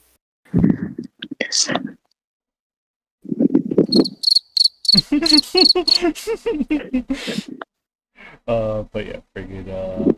Alex, what did you think of it? From what I recall, I thought it was decent. Not GBR's best work, but a nice take on the Godzilla Unleashed theme matches with the lava world and two video game characters fighting. Heck yeah. Even though Visitor is becoming the new Monster X and Skullcrawler with L's all around. No. Yeah, not a lot to say about He's it, but visiting the L zone. I thought it was just okay.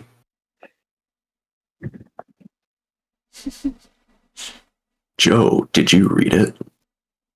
I didn't read it, but justice for my man, the Visitor. Hey. He didn't visit the roster just to get L's. He will get a W. Rest assured. One day. No, he won't. Oh.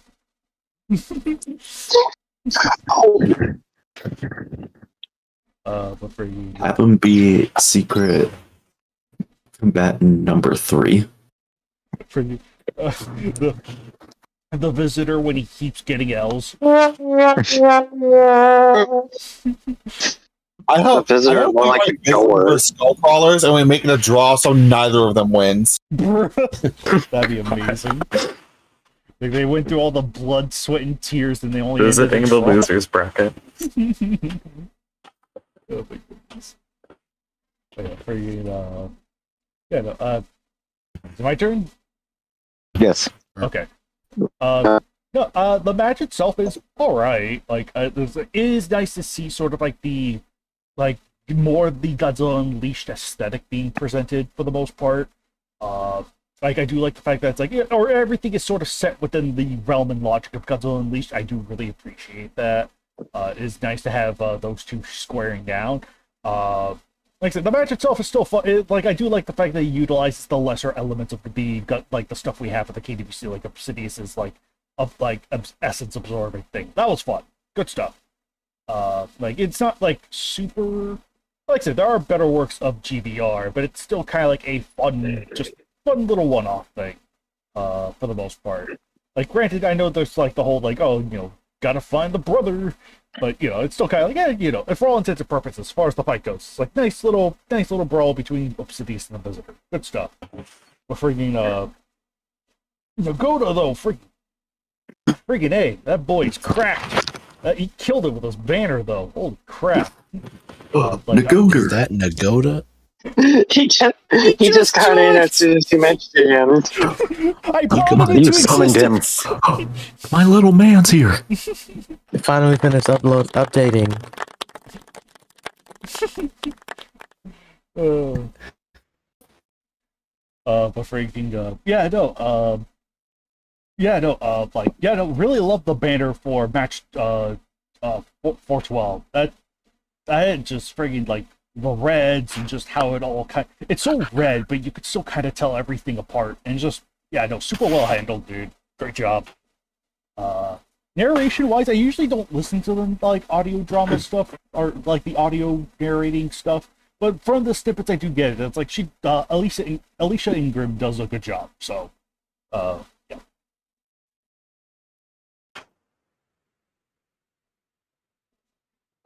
But yeah, no, that was kind of my thoughts. And Nagoda, since you kind of came here late, if you wanted to do kind of like rapid fire rounds for 410 and 411, go ahead. And 412. Oh. Well, that thing's fun to mess with. Okay, so which ones are we going to go for? I just got home a bit ago, so I have no idea where we are. We're on the last match, 412, but we also covered 410 and 411. So I didn't read 410. I forgot about that one. You what? So I'll skip to 411. That one is a lot of fun. I like how like Godzilla's chasing the storm, trying to shoot down Bulk Zardan. Plus, like Harley's really good at writing like character moments too. So the banner in that looks nice. Like simple but nice. And which one are going over right now? 412. Yeah, 412 is the one we're covering now. Yeah. Yeah. Okay. It's simple. I don't really remember much about 412 either, even though I just read it a bit ago. Bruh. The banner was a lot of fun to make, though, and it's also another appearance of Crawling Woman of Sidious. Oh, yeah. Yeah, because you modeled that up Sidious after like the Rainbow Six Siege meme of like the elbow drop. I asked Nagoda to like model it after that for the Zandora banner. Oh, yeah, that's right. Yeah. It's useful in so many situations, as you can see.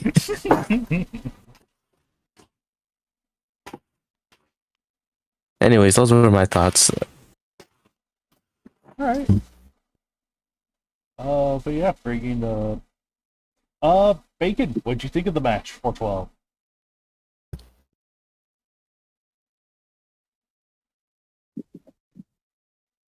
Oh right, did read. Shoot. You did say that earlier. I bet. Ditto. What'd you think of 412? It's short. I thought it was alright. I could tell this was a bit of an. Was this an older match, GBR? Or? Yeah, 2020. 2020. It's I mean, it's not that old really, but it's short, and I think it's fine because it's just they fight. There's something interesting with Obsidious. His whole like perspective, I guess. He's only been alive for like what 2 weeks or something like that. Yeah. Yeah, you got the vortex stuff. That's stuff, and then the visitor was cool. I think my favorite part's probably when Obsidious realizes he can like suck the life out of the visitor and does it. And then he's like, yeah, okay, that happened, whatever. Does he cross the ocean? I don't know. What does he do? So he does something. Then yeah, there's like a little setup with Crystal Egg, which is pretty neat. But overall, I say this is a pretty decent match. I didn't listen to the whole narration, but I liked whenever Gojira 401k11 said that's like the voice is pretty pleasant to listen to. Then banner's pretty cool by Nagoda. But I have a question, Nagoda, because I literally just noticed this. But what is that like pair of fangs next to the visitor, like in that dust cloud? The what? Fangs. Hold up, let me see. Like, what is that next to the visitor? It's like fangs. There are fangs? Like, what do you mean? Are you talking about his knee spikes? No, it's like a Cloverfield poster type of thing where you can see the monster. I'm gonna have to draw a Mr. Beast red. Yeah, you're gonna have to. Thing. Man. Okay, let me unload this thing. Oh my Wait, wait, you said in the dust cloud, like next to the visitor? Yeah, it's like under the visitor. It looks like it's yellow. Ball of violet. You missed it. Those are his balls. No, I'm more than confident that's just like a trick at the eye thing, but I do see what Dylan's talking about. That's literally fangs. Wait, I don't see it. Point it out to me. I mean, it's more like a beak, but Not going crazy. Oh, that looks bad. Let me redo that. Clear. It bust out my handy dandy pen. I'm gonna leap out a window. Give me a second. Almost done. Here it is. Bada bing. What is that? I don't even know what that is. Whatever your brightness. Motherfucker. I'm going bananas. Yes, you are. It's just a dust cloud. You just know. I don't know what that is. I think it's just dust. It's Mr. Beast. It's Mr. Beast. Okay. Everyone shut up. I think that's just like a smoke cloud. That's tea. I have turned my brightness up to maximum. It does I see kind of. what Ditto was It looks like talking about. Orga, It looks kind like a of. spider's face. Let me speak. It looks like a spider's fangs. Yes, I see what you're talking about. Yeah, no. However, it's just an illusion. Yeah. It's like when people see Jesus in toast. I don't see these fangs you're talking about, but I do see a smiley face. Wait, you guys see Jesus in your toast? I just see avocado. My avocado don't. I'm not going. Come on, it's teeth. There's like fangs right there. No, I know what you're talking about, but it's not like on purpose. Nagoda didn't take a PNG of a tarantula and then down the opacity. I don't know. Goda's good at foreshadowing. He's teasing Kamunga in the next match. Obsidious and Visitor versus every Kamunga. I want someone to make a video where it's just like a PNG of a spider just hopping along the banner with the mouse in plain view. Oh man, that's funny. Yeah, I know. Let's go, Obsidious versus Kamunga. I mean, I am going to make this a theory, so I probably could include Kamunga in one of the matches. See it. You just gotta zoom in further. Of this arc. You just gotta zoom in. It's not. That's epic. It's Mr. Beast. Mr. Beast and Kamunga versus Obsidious. Clearly, what needs to happen next? Oh my gosh! I'm now seeing the Mr. Beast edit of this. Hang on. Oh. Yeah, I thought it was like, I don't know, what is that, Orca or like something? Orca? I don't know. I was like, is that teasing the next arc villain or whatever? I think you have schizophrenia. I'm sorry. The only villain that's teased is Chris Black and Space Godzilla. I don't know. We're gonna read a Space Godzilla again. My God! Wow, we did it like 2 or 3 years ago for Christmas. Yeah, in a video that's impossible to understand because all of your mics are the worst. I mean, I have no qualms redoing that with higher quality if y'all are getting down for it this Christmas. Well, not for the KWCC, but do it for like a morning read or something. Special edition of the committee read. Anyways, keep going. Yes, Godzilla fan 889 and Kaiju fan forever have actual thoughts on the match and not the delusions of someone who watches 10 Siren Head sightings in real life. Okay, right. Oh crap. Yeah, no, Godzilla fan 8889 says, anyway, this is a nice match. I like Obsidious' little character arc as he figures out stuff. And how both the monsters had to strategize. I don't know if it was your intention to do so, but it feels like a prequel to Unleashed explaining why the Visitor isn't there or something like that. Haven't listened to the audio yet. I need to listen to the 3 current narrations sometimes. And Kaiju Fan Forever says, this is a really great match. Nice to see the Visitor return, how Obsidious was characterized. And I enjoyed the narrator. Nice to see more of the Unleashed universe, the Vortex. I liked how Obsidious was immune to the brain spasm. I liked how Obsidious was trying to find his place in the world. And I've got justice for the Visitor, don't worry. Unless the guy has been around as long as Skullcrawler, he'll get a W eventually. VR's gonna love that. No, it's not. Alright. Hang on, there's still the YouTube comments too. So, yeah. I don't care about the YouTube. No, go ahead, read it. Okay. Oh. Okay, hang on. Let's see, yeah, that was the good thing. Got home, had to update. So Maguma says, I like the finisher, but yeah, you could tell this was written when GBR wasn't entirely at his A game yet. Although I think that could make a good series should someone continue on the Unleashed story. And then Gray Shot says, the core of this story is good, specifically Obsidious. His perspective was great, and I liked the small arc he had. The Visitor was okay, and Vorticious comments were okay. But the match was greatly overshadowed by Nagota's banner, which is great.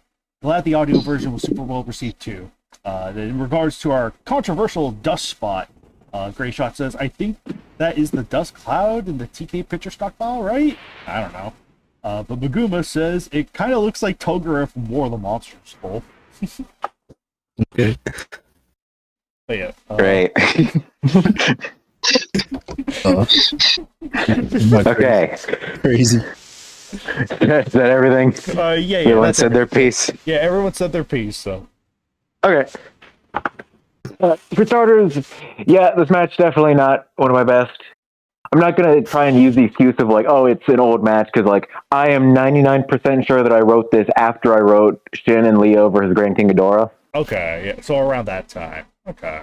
So it's just like, it's not so much like, oh, I wasn't like as good of a writer. Well, obviously I have improved, but it's just because this is a shorter match, and I did not put as much effort into it as I would something like Shin and Leo versus Grand King Ghidorah. Yeah.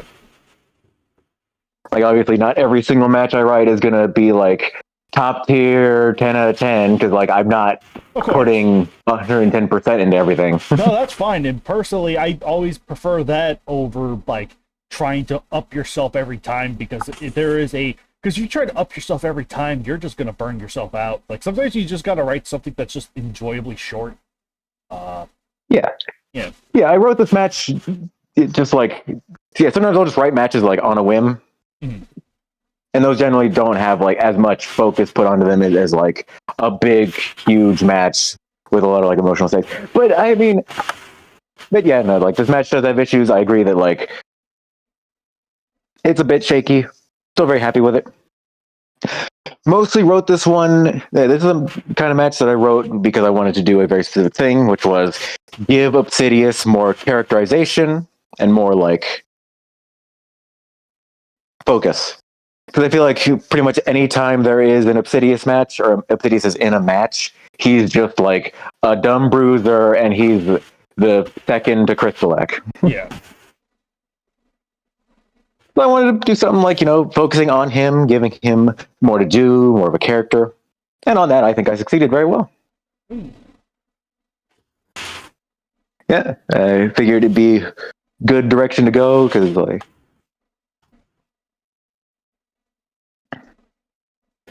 I figured this was a good direction to go with him, because like Obsidious is a very simplistic monster. You can tell even just from like looking at him in the game, where obviously none of the monsters really receive much characterization. Like you can just tell he's a very simple monster, which makes sense because he spawned in like a day ago. He also has a royalty-free roar. That's it. That's it. Hey man, at least Crystalac got Frank Welker on him, alright? Yes, Visitor was chosen just because like I wanted to write a Visitor match, and he fit with Godzilla Unleashed. Hey. Nice.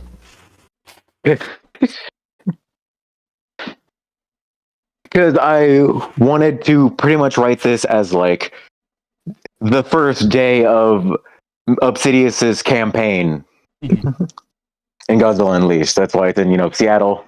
Oh, cool. Right. Because I've been wanting to write like a Godzilla Unleashed series for quite a while, and I do intend on writing not a 19-part series.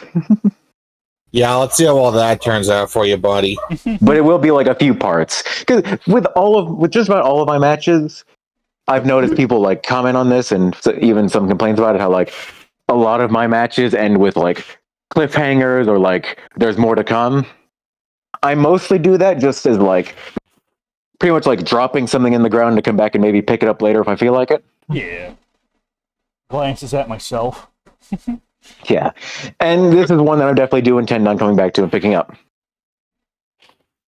Cool. Yeah. Wanted to use all of Obsidious's powers and his more unique traits that don't really get highlighted a lot in matches, like the resistance to beams. Like both Obsidious and Crystalac are pretty much immune to beams in Godzilla Unleashed, or at least highly resistant to it, because the crystals are. Yeah, which makes sense. Yeah.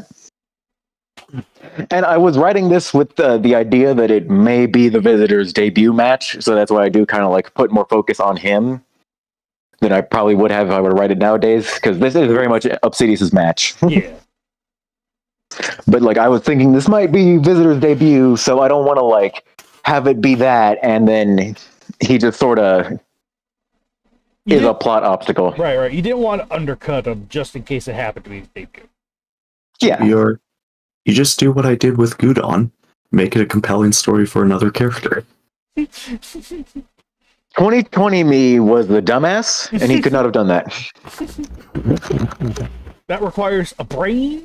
Well, Well, I guess your hindsight wasn't 2020. Shut up. Bravo. Bravo. It was funny, but screw you. Die.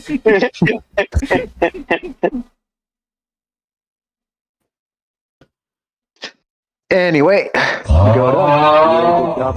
really good job on the banner. Love how it looks. Love the usage of the magma lava. It's lava because it's above ground. Swagma. Shut up. Who cares, you science nerd?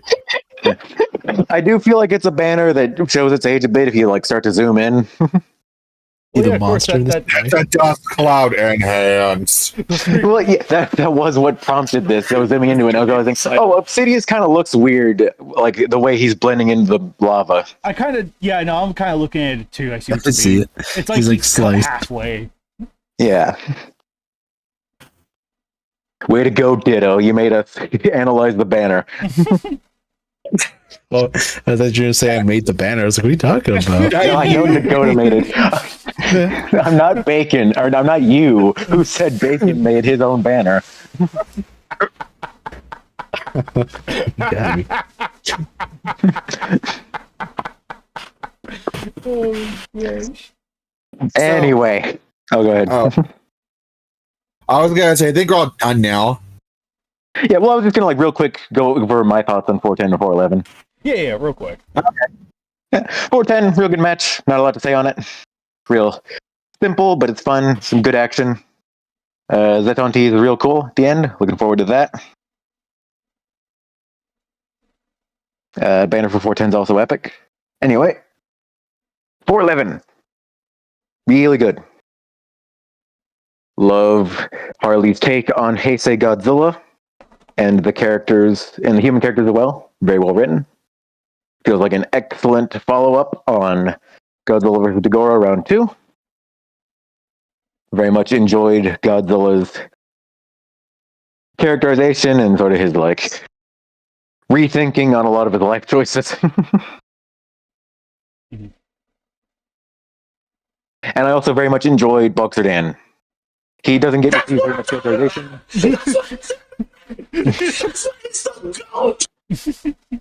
Oh my goodness. Anyway. Go! Yeah. Very much enjoyed the sheer menace given to Boxer Dan in this match. I think it probably surprised a few people that Volkswagen physically shows up. Like, his presence is felt a lot in this story, but he physically does not show up till like near the end. Yeah, the actual fight's very short, and that's fine. That just tends to be the way you write matches. I don't like dragging things out. Yeah. My only real criticism is just like I wish that there had been more emphasis on Boxer Dan, like Boxer Dan's damage after Godzilla goes apeshit on him. Yeah. Yeah. But I'm assuming that you probably heard that like 50 times already this podcast, so. Yeah. Yeah, no, everyone else has kind of pointed that out too, so it's like, okay. We have a tendency of like repeating the criticisms of matches. We're just like echo chamber. You already fucking told me!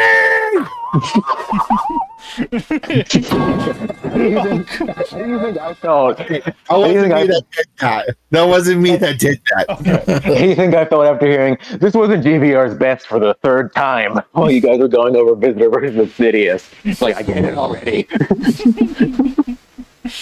least I read it. Yeah, thank you for at least reading it. Anyway, the banner for Heisei vs. Boxer Dan, also really good. The first banner for Bacon. I think it's the first of his banners to go up on the site. Yes, it is. Yeah, it's real good. Nice and simple.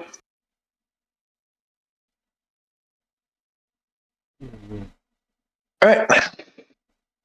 We may move onwards. I'll just say real quick, I hope everyone's been enjoying Video Game Month, and I hope you will enjoy what's to come with it. Yes, I think we got like two more matches for Video Game Month, and Let's go. And please keep clicking that button. In by button, I mean like on the main PWC page. Just click it, and you'll be able to rotate between. Smash that like button. Smash it. Cancelled. I thought you were talking about the like and subscribe buttons. No. Yeah, I know what he meant. He meant the banner, like the site, the event banner. Yeah, the event banner. No, we should call it the event button now. No, don't subscribe to Kaiju X and don't like the video. Yeah.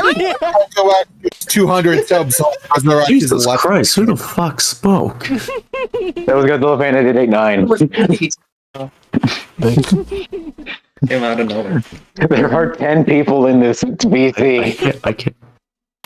Man, new voices. I can't tell who's who. Less chaotic than it. Oh man. So freaking yeah, no, this is the most VCs. For that matter, on my OBS, it's literally filled top to bottom. Like, if we get another person, we're not gonna see them. Good. By the way, No one else joined. 100. All right.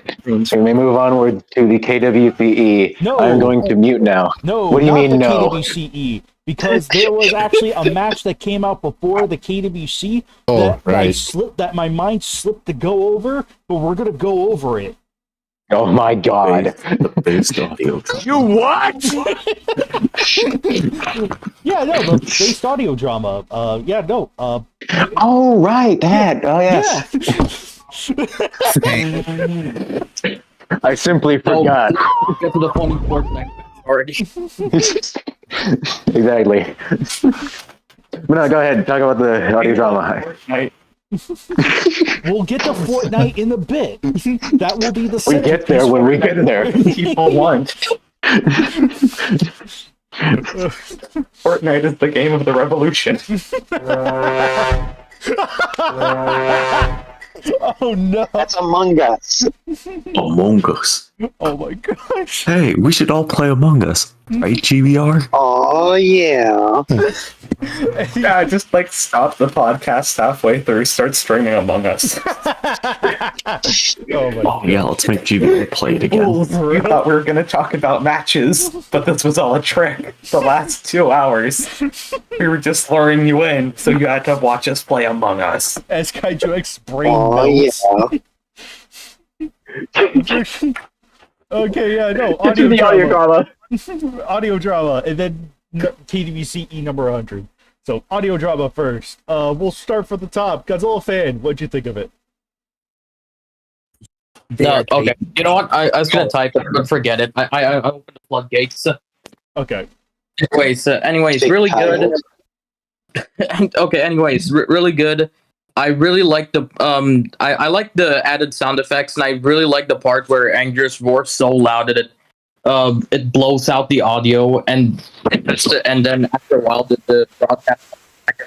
I really like the voice acting and the narration. Thank you. Yeah. Heck yeah. Real.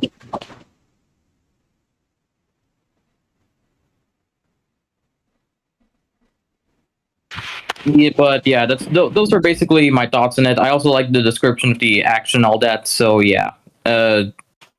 Next one. Boy, me. Yeah, I really like this one too. You pointed out Bangerous screaming and breaking the glass was really cool. Like the part where they had to put out fires. It really goes a long way in immersing you into the setting. Obviously, the voice acting is fire. You did a good job on that. Thank you. Thank you. Thank you, madam. I also really like the Anger's death cries. It is so unsettling. It's cool.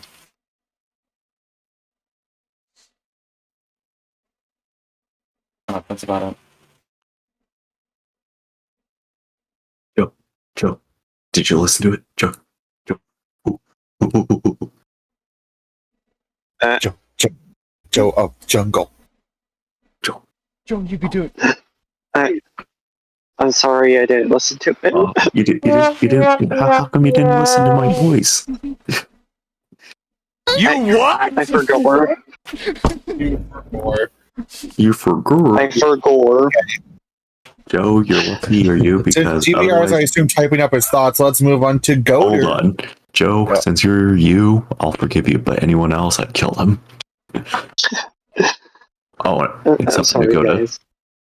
You and Nakoda are the exception. Makes Nagi seem. McNuggies. Fries and McNuggies. All right, so I guess we'll just circle back around GBR in a second once he's done with this precious time.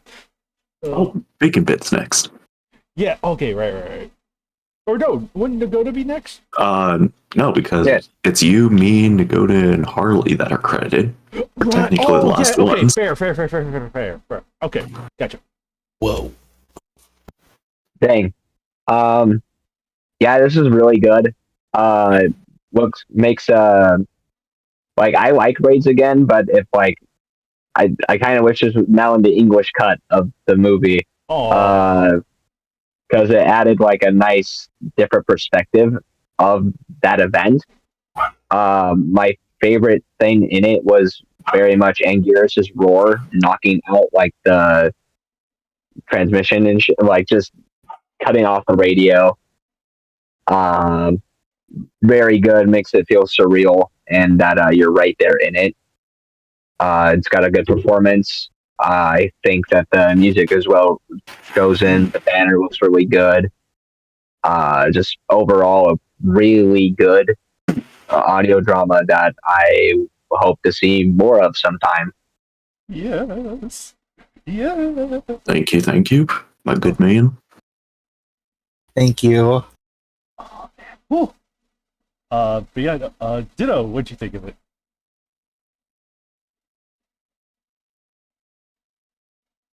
Ditto man. Me? Okay. Yeah, I thought it was pretty cool. Listening to it. I thought Alex did a good job voicing the voice acting for Steve Martin. Thank you, my good man. I like listening to all the sound effects. Very cool. I thought they were used very well. Like I said, at first I thought the Anguirus roar thing was like unintentional. Like after learning that it was, it's like you're right, because Anguirus like shatter glass with his roar and whatnot, windows. And then, like everyone else said, like the fire, putting that out, it added a bit of realism to it and whatnot. Like trying to get it set up again. That was pretty cool. Yeah, I agree with like Bacon. This would have been cool to hear like in the actual movie that they brought Steve Martin back. Overall, very nice, very nice. Well, and I just remembered, I really like the part at the beginning where Godzilla like turns back toward Tokyo. Sorry, not Tokyo. Whatever, you know what I mean. Osaka, yeah. You know what I mean. But I like the sheer terror conveyed in that scene. It's really great. That's not seen already. Yes. Get the vibe I'm trying to put across. Oh yeah. Oh.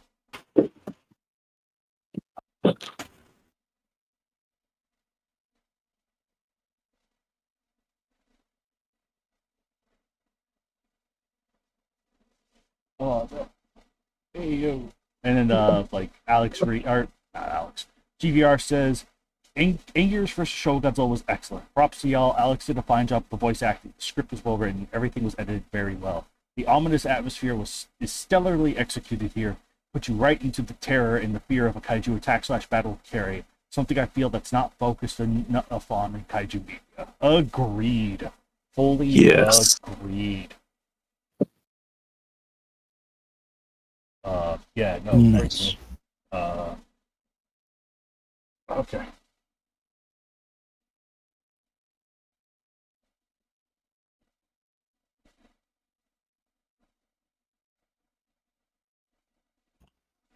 Let's see. Maguma says in the YouTube comments, "Oh yes, this. I don't remember anything beyond Anguirus' unnerving death howl. Sorry, lol.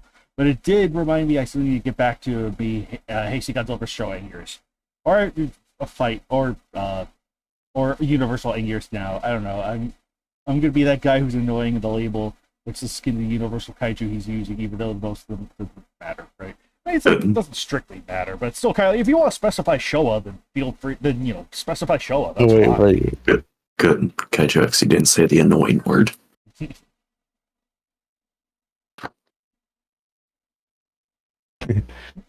Godzilla fan 8089 says, I would also I would also like to say this opens the door for a lot more interesting formats. You could make an SCP style audio report on a kaiju fighting or something. Which, yeah, no, that'd totally be fine. More than fine with that. But yeah, no, that's totally an option that's like completely open, as long as you can just make clear cut, like, you know. Yeah, no, it's like, yeah, no, that's totally a direction you could take with it. That's fine in my book. So. Yeah, no, I think it's down to the four of us, so. Yeah. Well, Harley was the one who brought it up to us, so maybe we could let her open. Yeah, I think she can open up, because, yeah, no, this did all start as Harley's idea. This was something she had wanted to do. So, took a while because, you know, I was occupied with other things and, you know, whatnot, but.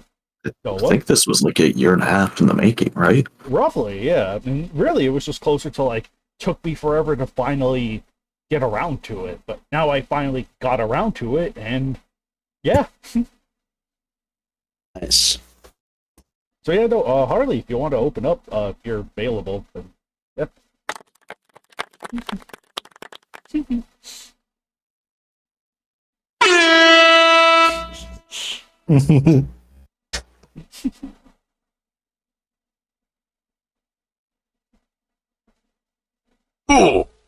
Oh, bruh. Harley, you're muted. I'm not sure if you noticed. Either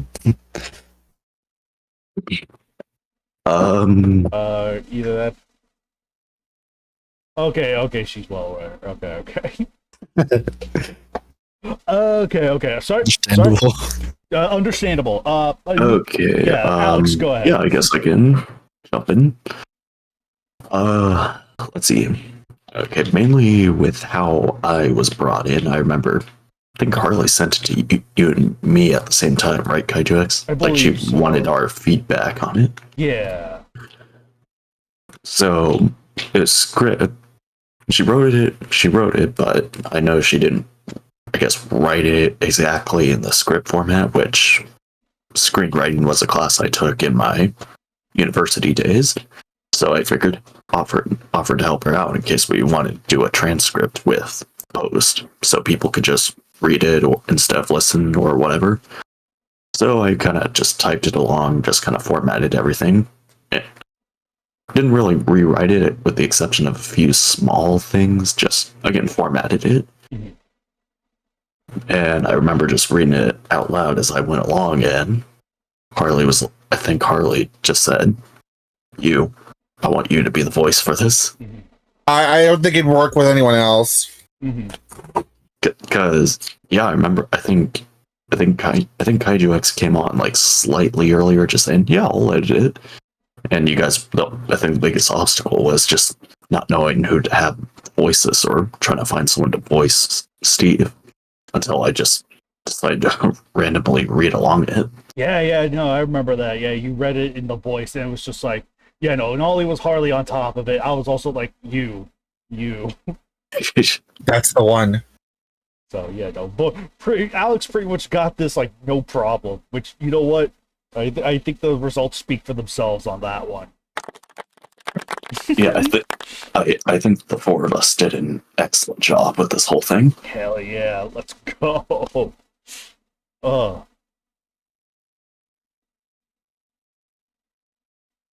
So this is probably going to sound weird, mostly because this is basically a giant tribute to Godzilla Raids Again, and everyone's like, why the hell would you do that? Well, I mean, I don't see the harm in it. I mean, it is admittedly a very guilty pleasure movie of mine. Yeah. Harley, the first half of Raids Again is legitimately great. It's just the second half after Anguirus dies where it grinds to a halt. That's fair. And I've always wanted to write an audio drama, and I felt like this was the perfect way to get my feet wet, basically. Because it's something that's nice and dark and atmospheric, and it's something right up my alley. And I hope that captured like the spirit of Raids Again with this sort of thing in a weird way. Mm-hmm. So, No one is saying anything. Okay. No, I Harley, you did a good job. No, you're Thank you. Like, It's like, oh fuck, everyone's quiet. What do I do? Help! we literally Harley, just if I didn't like it, I wouldn't have taken the voiceover. right. And I rarely read things like out loud. I thought this was good. Thank you. Yeah, no, for sure. And it was like, and likewise, if I know my capabilities, so it's like, freaking, like, if I knew I couldn't do it, then I wouldn't have said yes. Kaiju X, you went above and beyond the Call of Duty for what I was expecting. Oh, shoot. You were fan-fucking-tastic. I know you told me this before, but shit, it kind of gets me a little emotional. Shoot. Thanks, GVR. I appreciate your input. But yeah, hearing everyone's, I was so scared that this was just somehow just not gonna flop, and hearing everyone like it everyone, it just like I pretty much started crying when I heard all the reviews. Yeah, I know. I remember being there for that shit. And likewise, for if you're interested, the like Vimeo doesn't get as much attention as YouTube, unfortunately, but since it went up, it's gotten 241 views. Nice. Which, considering that, like, you know, given how little normal traffic we get sometimes, no, like, spikes like these are like, shit, that's awesome, it's reaching, you know?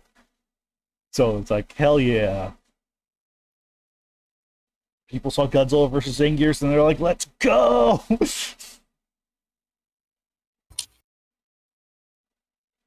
So, yeah, no, it's just, oh, shoot.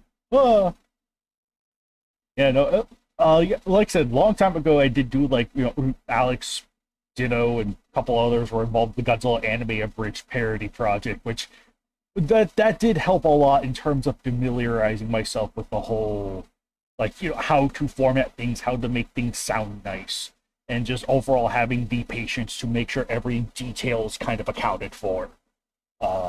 Which, you know, that is a very tricky skill to learn, but it's still kind of like, I consider myself a very, very thorough person when it comes to sort of like the audio stuff. So everything that's sort of like purposefully there, I try to be like, okay, you know, for here we should have these sound effects, Yeah. blah blah blah. So This guy had me do like 5 takes per line. yeah, no, and and some of them I even mixed around too, like whatchamacallit. The funny thing is there were a couple times where, like, the way it's sort of arranged feels organic, but if I were to point out, like, there are a couple points where it's sort of like, what was the line? Because I had accidentally interrupted Alex in the middle of a take, but then I was reviewing the audio and I was like, wait, I can make this sound like he's stuttering on his words by using a mistaken take. So that's kind of the way I kind of operate. And hey, it really pulled off. Yeah. No, I don't think anyone will be able to tell that, like, some of them are like whatchamacallit, like a line could be a mixture of like takes 1, 3, and 5, for example. And I just go with the one that I feel like kind of like delivers the best with not only the tone at the moment, but how things turn out later. And I think there are even like tiny whatchamacallit. I think these were also caught on accident too. There were a couple like minuscule, like when the glass shatters from Anguirus' roar, like the like a couple of minuscule Steve Martin noises that I am almost confident were kind of recorded like on accident, I think. And it was just like it just worked really well. So you just take what you got and go from there.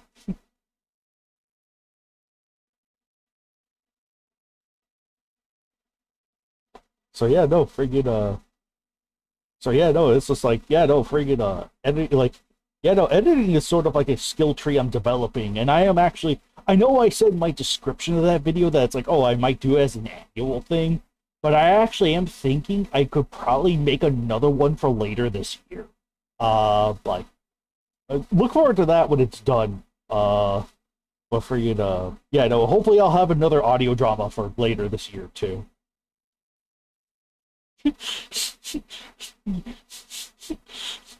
Big blast. You should get Ditto to narrate it. Oh my gosh, that would be for a comedy match. I don't know. He has the serious Ryan chops. use you by some kind of clown. I mean, Ditto can be serious. Have him read through the whole script of the Joker movie.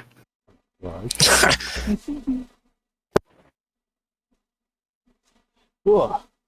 Yeah. Good stuff though. Good stuff.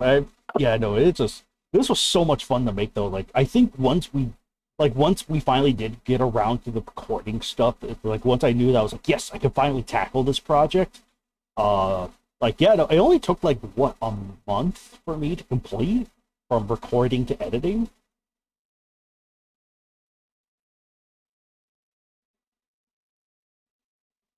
So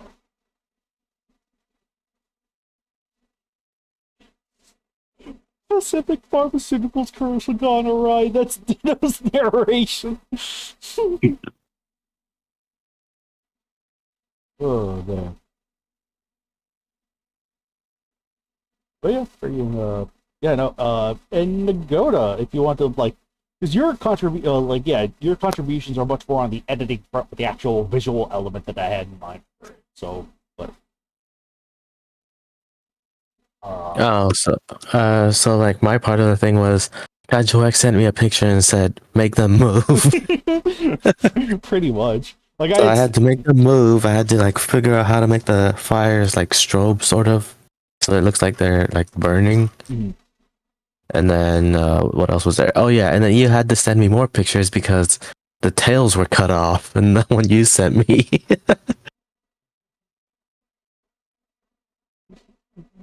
Anyways, the audio match itself was really good, really fun. I liked how it isn't just oh, this guy's narrating. There's stuff actually happening in the area around him. The studio's on fire. The roar is strong enough to break open the the audio stuff. Yeah. It's really immersive.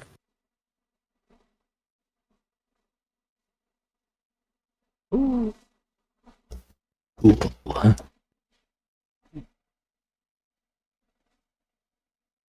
Yeah, I like the graphics used for the Godzilla and Anguirus. Mm-hmm. Yeah, I think they're both. I mean, obviously, it's meant to be pretty simple since the visuals aren't the main, which is obvious. Right, but it's I did want to have a visual component to it. So, which thank you, Nagoda. That just helped a lot. Once we finally found the right speed of was too fast, too slow, blah blah blah. Yeah, once we got all that figured out, it was just yeah. Joe.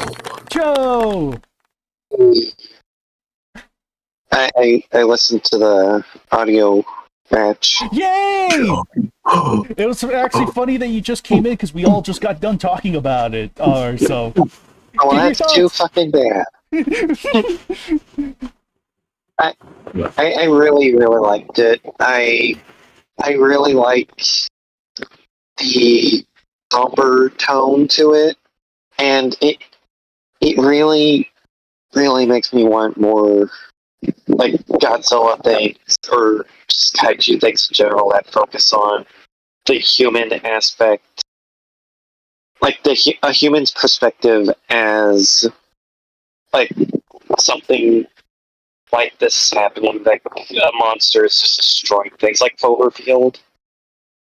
Ooh, yeah. It really makes me want more of that because this was amazing.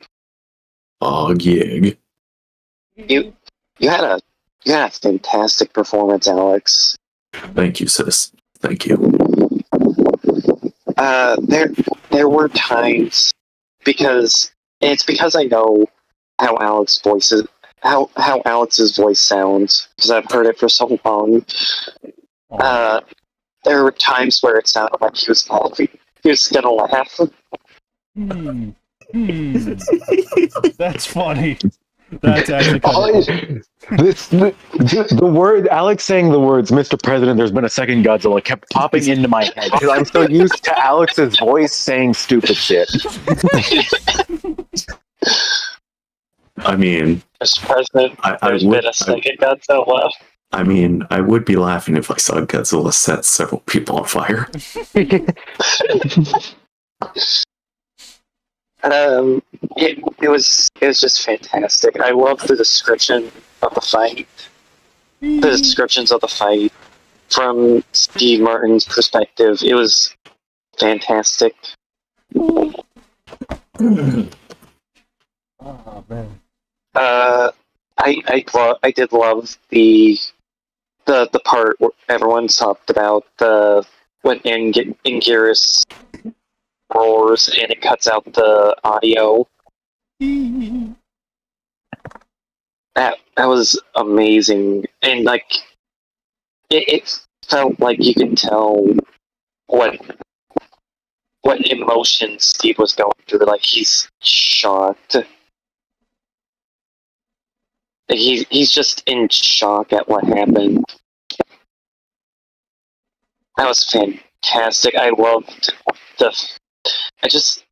I really liked the sense of fear when Godzilla gets up at the end. It was a fantastic audio drama Why, thank you. match. Thank you. Thank you, sis. Thank you. However, will it be better than the GVR lips back in ASMR? You're not kidding it. Joe, you should know the answer to this one. My voice is in the audio drama. Of course it's better. Oh yeah. No GVR French fry ASMR? Yeah, let me tell you guys something. You're not going to hear me in one of these. You're going to hear me in one of these audio dramas because I could not. I would mess up so many times. Kaiju would just tell me to leave. You just be like, get out. Oh lordy. There should be a comedy match of GBR and Ditto doing the narration together. Yeah, I'll be in the commercial. Let's be a team. And it's not even a real fight from the combatants, it just devolves into a fight from them.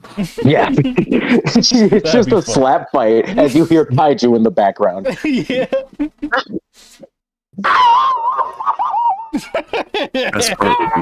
Best part would be Ditto go and get Nane a GPR. Oh my gosh. We're freaking what's it called though? A little bit of additional Easter eggs for those listening, like those that like listen to it. If you know your stuff, you may have picked up on something that may not be super obvious. Like, yeah, I used a lot of like Anguirus roars to diversify the portfolio. But if you're a real nerd, you may have picked up on like Anguirus's death cries / the roar utilized a Anguirus samples. Like they were kind of like prototype roars before it became the final thing. And they felt just unnerving enough to be like, I can use this to like really kind of enhance it with a new sense of sound. So it's like, so it still sounded like G55 Anguirus, but there was a uncanny element to it, especially when he was dying. It was like, that made perfect, like that was like a perfect implementation of those roars. And it was kind of tricky to like try to make sure that it sounded diverse without getting stale. That was tricky, but you know, pulled it off. I was like, yes.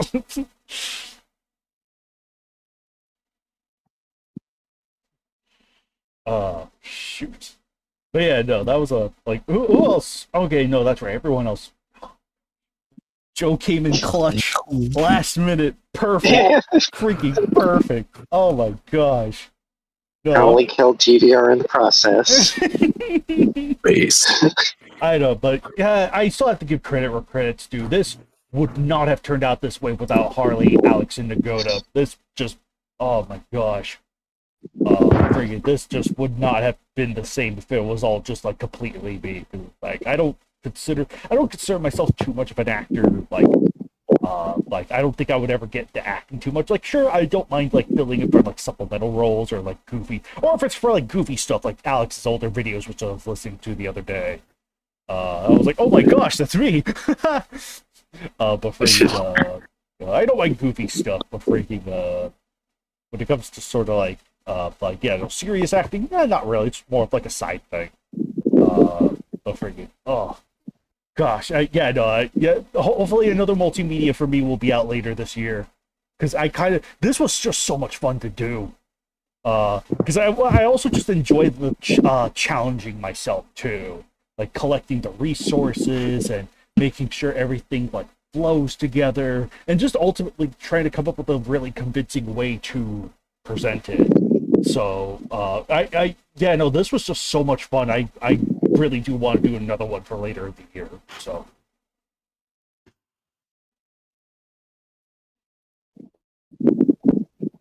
because I feel like because this had been like animated battles, this section. The reason I wanted to shift to the multimedia was so that way I could help contribute to the section, because I knew that I was like, audio format has a lot of pleasing opportunities to open up new avenues, whether it's sort of like the way Greyshot's doing it right now with the narration, or again, something like what we did, like right here with Match 9. There are definitely many different avenues we could take with multimedia, and, there will be more. And I am eagerly looking forward to it. So, woo! Definitely hope there's more multimedias going forward. It's just like a really cool idea, but hasn't really seen much use outside of Tomzilla's stop motions. Yeah. Right, so... There's just like so much potential. I really want to see it grow. Yes, and hopefully we will see more of it grow, sort of like as we move forward. So we should retire Godzilla Source from multimedia. Yes. Retire Godzilla what? Godzilla Source from multimedia. Take that, you dinosaur. Nobody loves Godzilla. Take that, you dinosaur. We should retire him from the PW. I wish. God, I wish. Oh my gosh. Hey, JVR, you should do it. No, he's already had a match. I can't. Yeah. Do it anyway. It'd be funny. He has had more than one match in the KWC. You can retire him in the KWCE now. I'm just imagining that the ending of that Flash versus Sonic Death Battle where Flash erases Sonic from like all timelines, but GVR does it with Godzillasaurus. Yeah, I delete the match. GVR, simply delete the match that Godzillasaurus was back in. in time to 1991 and blows up the Godzillasaurus. We're gonna go back in time to the first Godzilla versus King Ghidorah to get Godzillasaurus off the roster. I have to go to like 2011 for that, I think. Wait. What was the first Godzillasaurus match? Let me look. Match 90. Oh, okay. Oh yeah, and it was just two dinosaurs fighting. Gorosaurus versus Godzillasaurus, which was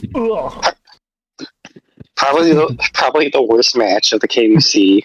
It sucks. Well, I got It's so hard. The repetition drags it down a lot. That should have been the first sign right there that it's like, this does not work. And he wasn't used for nearly 100 matches. And then he got a flurry of matches because I was like, I wanted to give everyone a shot. I was too nice. I should have let him die. Damn it. Should have euthanized him. I should have.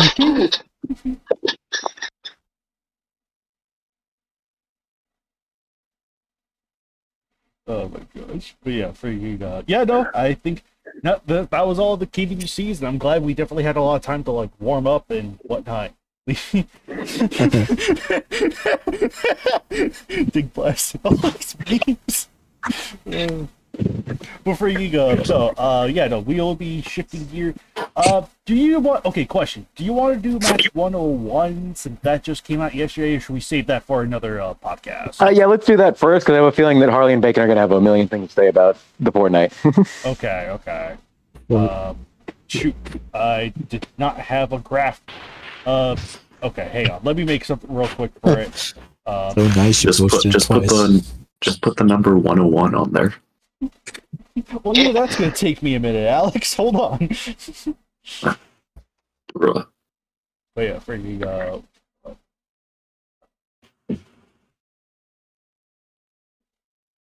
I'm gonna go ahead and give a confession. I have not read Match 101. Yeah, neither of us. Has anyone here read it but Bacon who verified it? I skimmed through it, but thank you, Miguel. I mean, I obviously read it, but I don't have much to say on it. It's just it's a good Shin Godzilla 14 match. What do you want from me? He's like our best and probably only writer. Right. I didn't read it.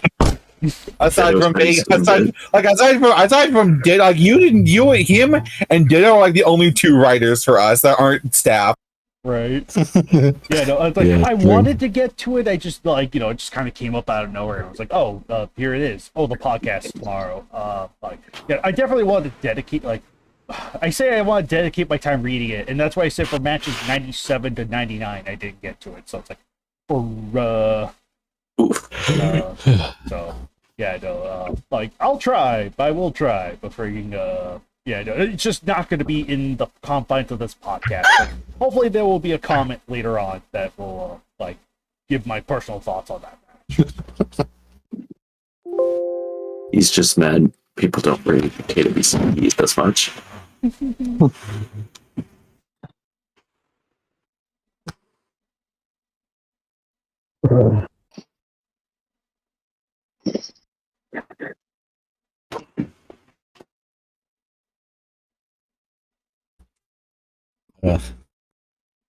So that match 101, right?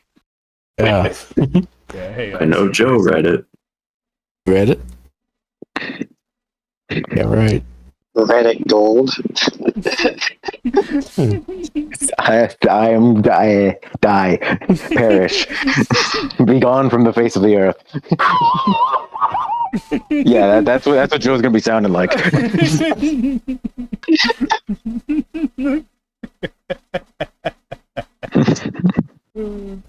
Bacon, you said you read it, or someone said you Yeah, read it? He verified it. Oh, right, yeah.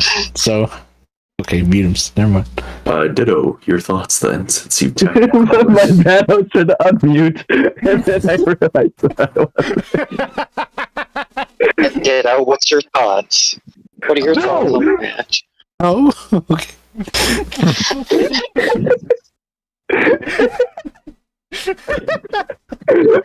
Ditto, share your thoughts. No, okay. I verified it. I'm one of the only people that read it. God damn. I thought this one was fun, but okay. No, Right, no, it just came out super recently, so it was just like there wasn't enough of an opportunity to read it. Oh yeah, Meat Crawler versus Skull Eater. I genuinely had to double check the thing when you posted that because I was worried that in my rush to upload this that I accidentally put that. What? I think I was like, I think I saw that match got posted when I was like taking a nap or something, and I saw it and I thought it said that, and then I put my glasses on and I thought no, it doesn't say that, but I made the joke anyway because it was funny. It was funny. I did laugh. I just wanted to make it clear that like I genuinely had to double check to be like, did I actually put that? Was funny, did laugh. Gaslit. Okay, Ditto, what do you think? The G in GBR stands for gaslit.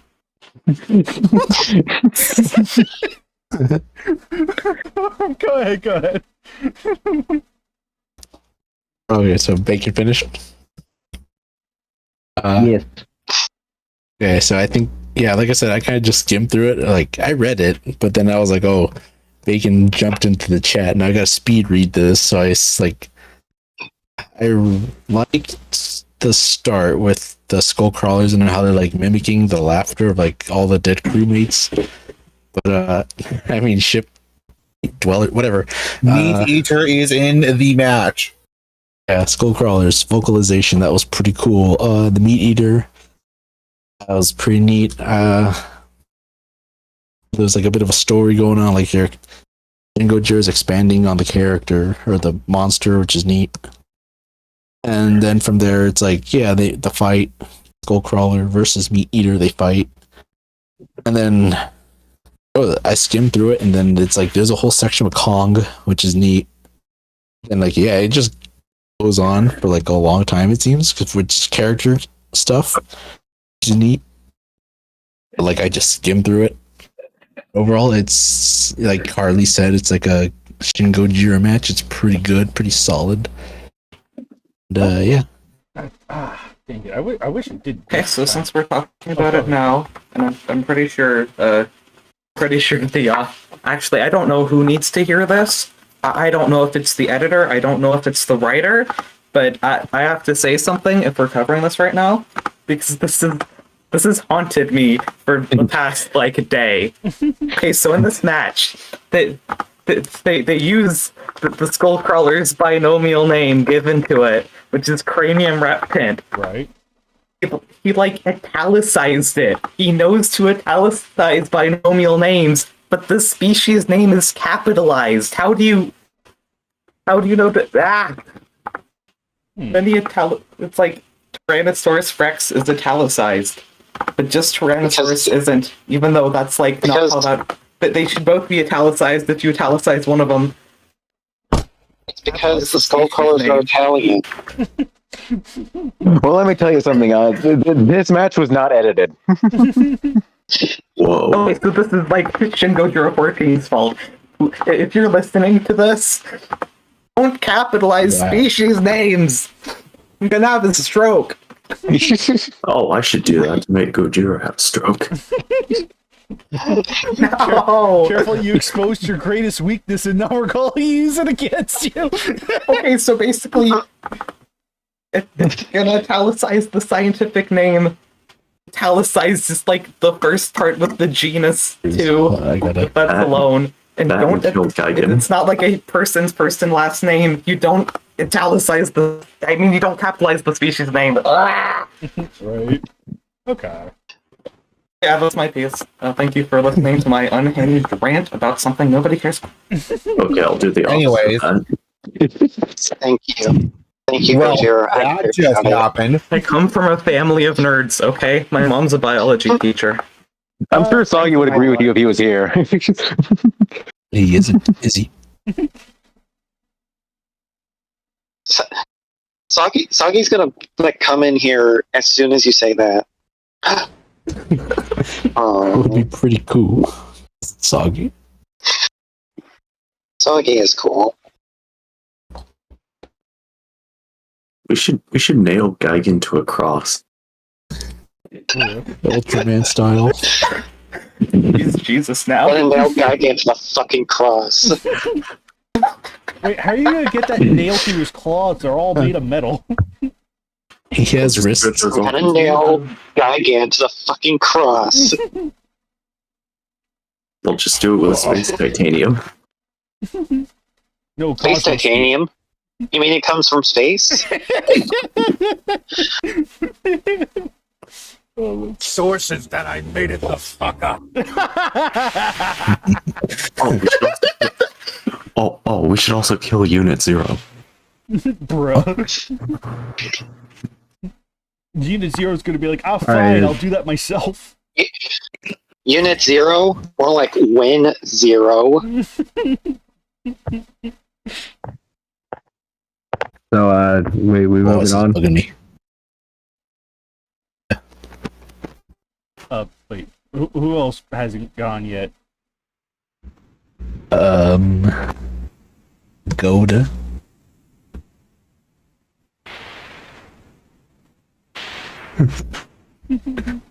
Sorry, I forgot I was muted. That's right. So I have not read the KWCEs because I was gonna read them earlier, and then I clicked on 100, and then saw it was like 56,000 words. It's just like, oh, I don't have enough time for this.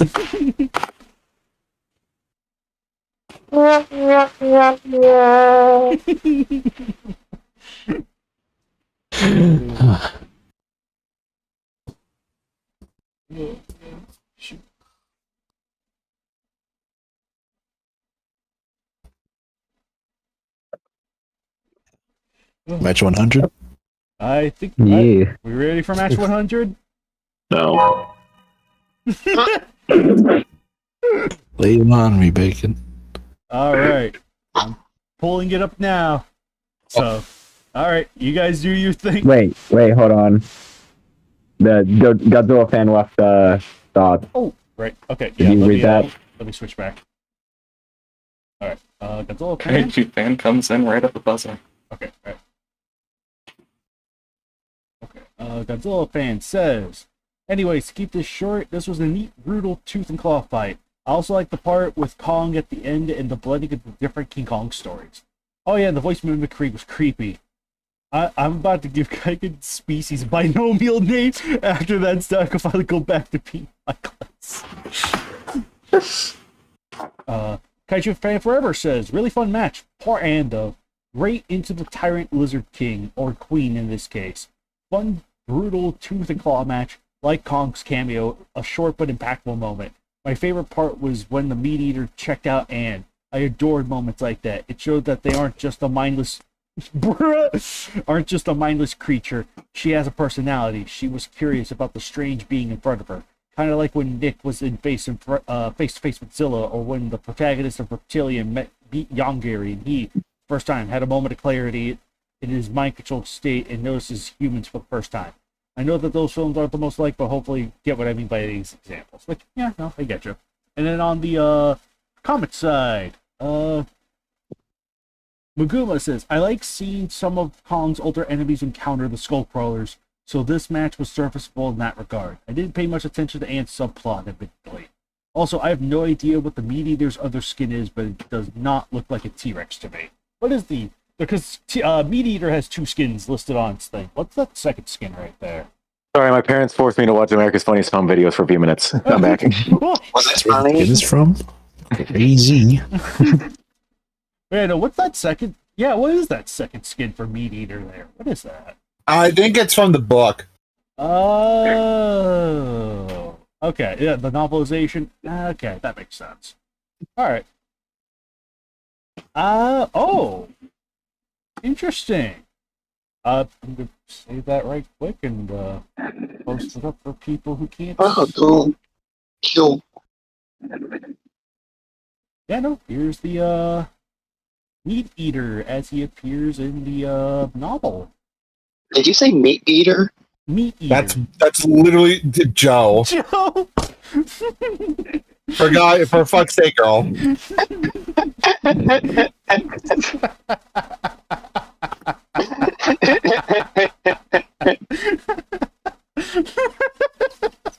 I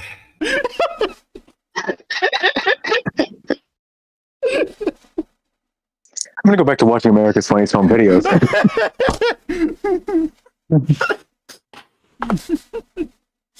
Oh my gosh, yeah, I know you do this. Okay, I can see it more now. All right, that's cool though. That's cool. Okay, I'm dying over here. Holy crap! Oh my gosh. Oh.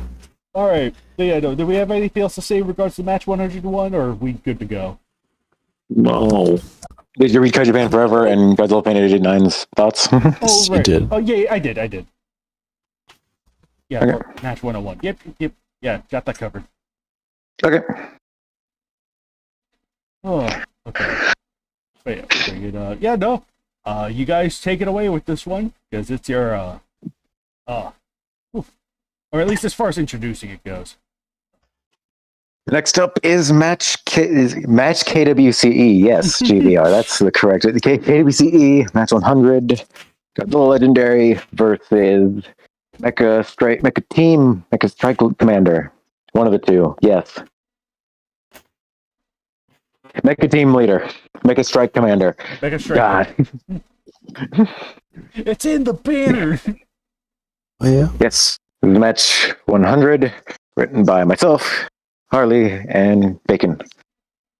Harley and Bacon will have a lot more to say about this match than I do, but I guess I will go ahead. I'm going to go ahead and just say my piece on it real quick. and then I'll let like everyone else give their thoughts, and then the two of them can go into much more in depth on the process of making this match.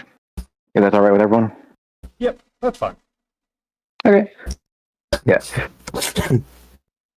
So KWCE 100. Shut up, Dana.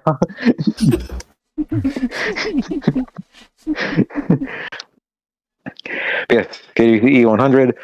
We had been trying to figure out what to do with this for a while, like before we settled on this one. And the idea was always going to be like co-written between at least two of the three of us. Whoa. I know. Yeah, I know, because I know that Bacon and Harley wanted to co-write a match together. I'd like, because they had both co-written matches with me. To sort of like complete the trifecta of the KWCE leadership. But then they ended up bringing me along for this one just because like this is a very long match and the schedule was getting tighter and tighter.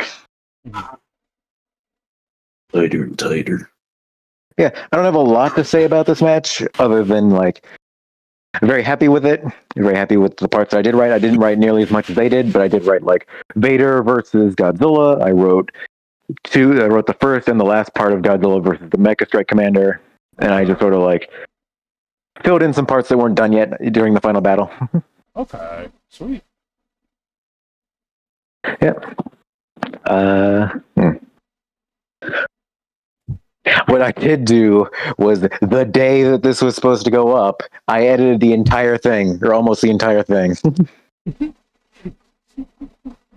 that meant having to read through it and fix any issues, correct everything, and oh boy. Fortunately, Harley is a writer that does not require a lot of editing, and neither is Bacon. Right. But still, even if it's like, even with only small touch-ups, it's a 50,000+ word match. So, Yep, that's. Oh yeah. Yeah, no, I uploaded it and then collapsed. Pretty much. Yeah. Last thing I'll say is good work, good job to Ditto for the banner on this one. I think it's very good. Woo. And of course, excellent work from both Bacon and Harley on this one. This match is probably the best KWCE so far, ever. Although I didn't write too much of it, so I don't feel too biased saying that. Well, what'd you write of it? Just a few parts, like I said, Vader versus Godzilla, and then the first and last part of Godzilla versus the Mecha. Oh. And yeah, and also a little bit of like, I also wrote Wolverine and Isaac versus Vader, and like a few little bits here and there. Yeah, nice. Hey, yeah.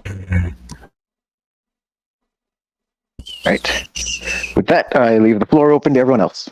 All right. We'll start from the top and then kind of go from there.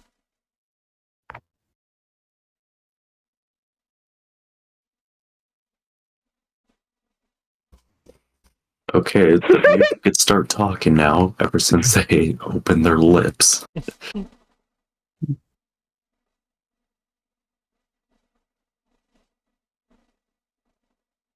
All right, I guess I'll take the initiative. Okay, so match KWC 100. I have a bit of a backstory with this one for something that's fairly recent. Like leading up to it, like I live in a different time zone, so I knew it's gonna be uploaded like some point. So I was like, I was doing this whole like countdown. I don't know how to describe it. It's like a countdown. I was working on as some of you may know, I was working on the throwback banners to previous KWC matches that didn't have banners yet. Okay. So yeah, I was doing that, and I also reread KWC the very first KWCE match, which was fairly short. So yeah, pretty cool stuff. Anyways, match 100 finally came out. I started reading through it.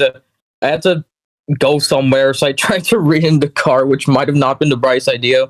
But I finished the darn thing, and then I tried to type up a review, but like for some reason, Toe Kingdom like signed out on me, and I had to like I nearly freaked out. Then I had to I rewrote the review on Notes. and I posted it. Holy crap! This is an awesome match. Like, I think I'm glad I turned on the mic for this one because this one was awesome, and I think I need to express it properly because there's just so much effort put into it. It's like, it's the ultimate crossover. So many characters, and the characters are all done really well. I expressed most of it in my full review on the forums, but it's just like a whole lot of awesomeness, and the characterization is done really well. Especially I like how some characters were done, like Ash Williams and especially like Darth Vader, where instead of like the path he takes in canon, he's like here he doesn't redeem himself at all. He just wants to get more power. And I remember the part where Ryu turns into a Power Ranger. I audibly yelled out like that was so unexpected because I didn't know there's an official Power Ranger crossover, because now I know there's an official thing where Ryu apparently becomes a Power Ranger, but at the time I didn't know, so it's like really like surprising for me. Like, holy crap, this is just really awesome. Great way to celebrate 100 matches. So yeah, that's pretty much it. Like, wow.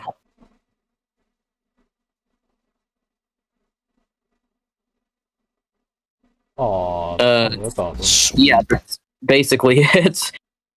Anyway, Thank you, man. Who's Gojira. Gojira? Well, again, I really love Godzilla's portrayal in this one. Just like how much of a force of nature he is, and how beyond anyone else in the setting he is. Like when he just like takes out a Star Destroyer in one beam.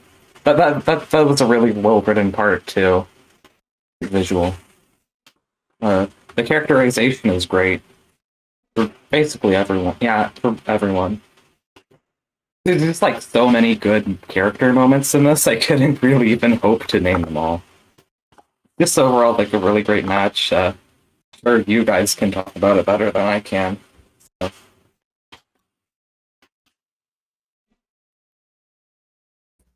Cool. Well, thank you, man. This is nice. Oh, also, I made a nice little fan art of the part where Darth Vader gets taunted by Deadites. Hang on, let me share this Vader one. gets trolled. Let me share. Oh.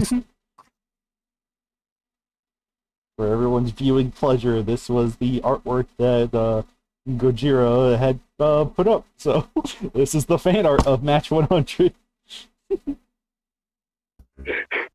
That's good.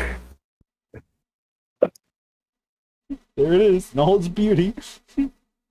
You what?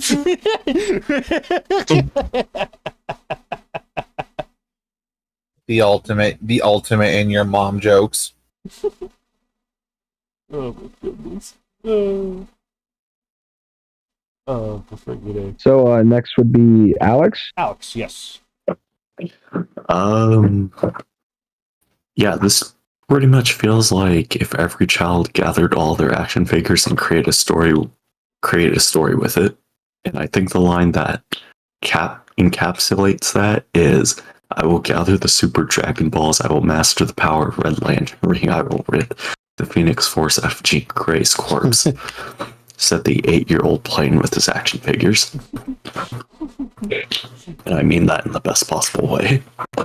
Aww. I think you all know I don't really care about the game where you take your parents' credit card information to save John Wick, but I did really enjoy this. To where I don't really need to understand the whole setting, because I think everyone does a very good job, like, explaining it and how it works. Well, not even how it works, just how the characters are trying to come up with their best explanations of how it works. Considering how they die repeatedly, or how some of them are finally able to break out of that loop. And this is probably actually one of the better crossover stories I read, because this doesn't feel tacked on or silly. Because it makes sense, particularly with the Deadites making fun of Vader. Heck, even the use of prequel memes was perfect here because it falls in line with the Deadites. They're the fucking trolls of demons. Torment you before they kill you. The Deadites do a little trolling. Yeah. Like I said, that is the Evil Dead Star Wars crossover that I needed, and it works. Godzilla shooting down a Star Destroyer was an excellent visual, plus following it up with Vader and Godzilla fighting, and Vader kind of getting glimpses of everyone's lives and becoming more and more intrigued on how each universe functions and wanting to take it over is really good.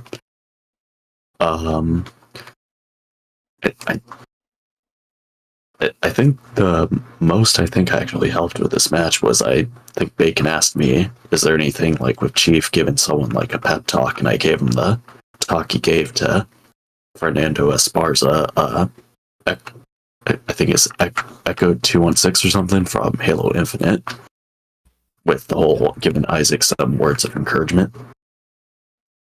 Because I think he was trying to write a little bit about that, and I sent him that clip, and immediately within a snap, he sent me that whole bit. Yeah, I did not know how to write him as a human. I had to go, Alex, you know more. Please help. Yeah, so I think that little bit definitely helped Bacon write it up in 5 minutes. Yeah, I definitely think Vader versus everyone was the preferred fight over Godzilla and Mecha Strike. Not to say it was bad, it's just I think that's where the action was, the meat of it was. And obviously, any moment with the Deadite becoming a Fortnite player and trying to use their gear, that was a great little bit. And of course, my favorite bit with the final when everyone returned to their home world was Ash becoming an ultra-based character, becoming a based alien. And then the teases were done really, really good. I seriously can't wait for the sequel. So yeah, I think there's a lot going on for this match, and I say it's definitely the best KWCE match out there, to the point where they got the victory royale over it.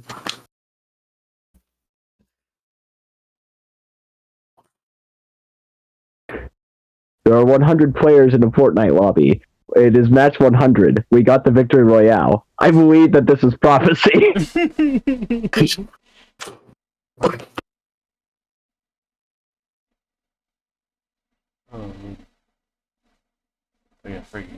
Next would be Joe and Kaiju X. Right. Yeah, no, I'm gonna. Yeah, no, friggin' match 100 was a holy moly, that was a friggin' blast through and through. And I think it's like, yeah, no, I did leave a comment. And it's like I do have my critical feelings on it. Partially because it was like yeah, no, I felt like you know, maybe there, like, for the most part, I felt like the story was like really well paced, and I think it presented action and mysteries in good verse. I'd say any criticisms I do tend to lean more towards the end. I think in particular, Venom Spider-Man while a fantastic visual, felt weirdly needless in my opinion. Other than to get, don't get me wrong, it still made sense of how is Batman going to get out of his specific jam that he winds up in, and it's like, okay, I can kind of get it. It still felt like an extra bit that doesn't benefit this match, but could benefit, like, or I should say, should benefit the sequel. It'll be more interesting to see what comes of it for the sequel stuff. And I think the other thing too was like, I don't know, I was kind of like, I was not expecting the story to take the Raids Again approach, where the Mecha Strike commander kind of dies 2/3 way into the story. So it was like, oh, okay. But frigging, it's still kind of like, yeah, as far as like big crossover story goes, it's like I think this one handles it really well in utilizing the Fortnite location very cleverly, I might add. It's just like, you know, you guys just utilized the world in a way that makes sense. And even as someone who only had, like, you know, brief bits of like, okay, how's this work, I kind of got like a decent enough idea of like, oh yeah, no, you're just kind of drawn here. and how that kind of affects characters from other universes and their respective reactions, which was really fun. Even the team up of characters, even if some of them were just there for fodder, it was just kind of fun to have like a bunch of different characters, sort of like all of them sort of interacting in yeah, no, it felt like them. I'll give credit for, like, even if I didn't know them personally at all, it was like it still felt like there was effort to make sure they were kept in character, even if they were ultimately just like fodder, you know. But freaking like I would say in particular, like Ash Williams, top tier, like making him the protagonist was the best decision for the story, because it's like, one, I had no idea what the heck he was going to do against freaking Darth Vader, and then it was like, oh, Necronomicon Ex Mortis. Oh, that's kind of perfect as the counter to Vader. It was holy shit. And then yeah, the whole scene with Vader and the Deadites, god tier. That was easy. I think that is easily my favorite scene in the entire story. Was just that bit where oh gosh. It also helped that you guys had me watch pretty much all the Evil Dead films leading up to this. So it was like, at the very least, I grew like very accustomed to Ash. And even then, I think I would have really liked Ash without having seen the movies. But having seen the movies makes me appreciate it a lot, like tenfold. And it's like, it's a shame I don't necessarily have the same sense of knowledge as you guys do with these characters. Otherwise, I would be able to like appreciate it more. On the other hand, though, Godzilla fan 88-89's reaction to Ryu's transformation is kind of like something that is like, oh yeah, no, only a big nerd would know about something upcoming and teach him something new. Like, yeah, the Crimson Hawk Ranger was not a thing I knew about at all. I was like, what? That's a real thing? Had to look it up for a second. I was like, that's a real thing. What the frick? That's kind of wild.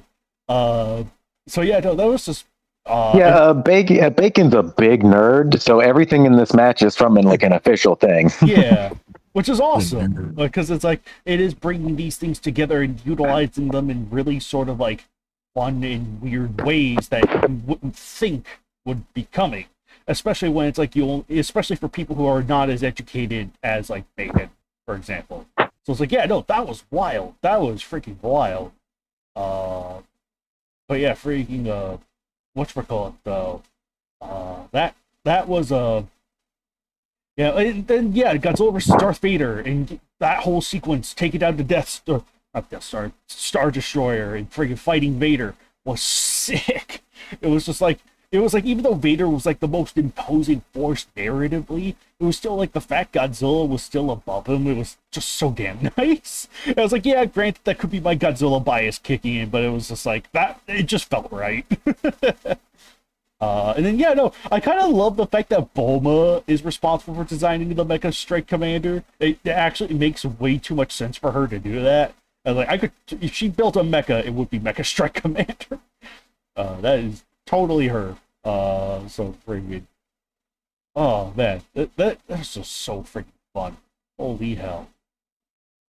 But yeah, no, it was just like, yeah, no, Ash was fantastic. Darth Vader was fantastic.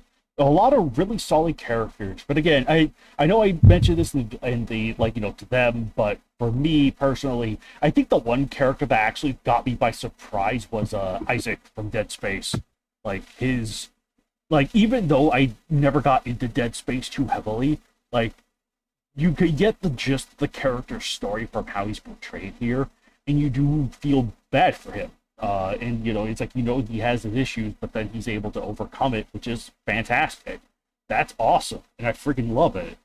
So it's like, it was nice actually, like, knowing a character, knowing like another character that I knew I wasn't all too familiar with, but was ultimately compelled by their story. Combined with the fact that I was like, oh yeah, you again, having watched the Evil Dead films recently, was sort of like seeing stuff like the Necronomicon making fun of Isaac for his weaknesses early on, was like, that's great. Really, really fun character interaction stuff. Super, super freaking good. Yeah, no, this was nice. And even this utilizing elements from like the Skywalker trilogy, the whatchamacallit, the Disney trilogy, was still like, makes sense. It's within character. And you know what? I have no problem with it. It's just great. No, good stuff. Yeah, no, this, you know, like Alex said, this really does feel like like the Star Wars Evil Dead crossover we didn't know we wanted until now. With sort of Fortnite being the backdrop to bring everything together. But yeah, no, it was just so freaking good. Oh man. That I still really enjoyed it. I am more than glad to have actually took the time to read Match 100 in its entirety. Freaking yeah, no, that was good. That was a really fun experience once I was able to get up and rolling. Friggin' A. Good stuff. Good stuff. I can't sing my praises with this one enough. You guys killed it.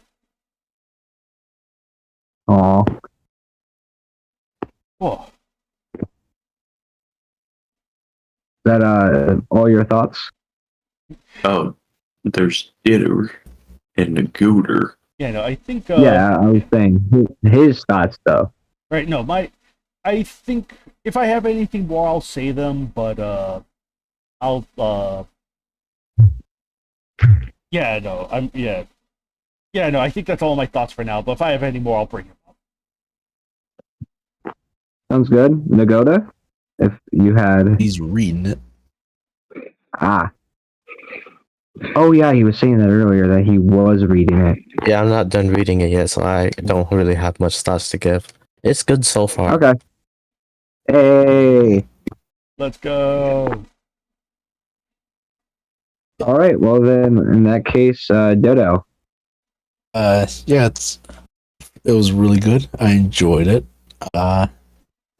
I'm actually gonna look through my Discord messages just because I know I put like some of my favorite bits. I won't list all of them, but I know Nagoda is reading them.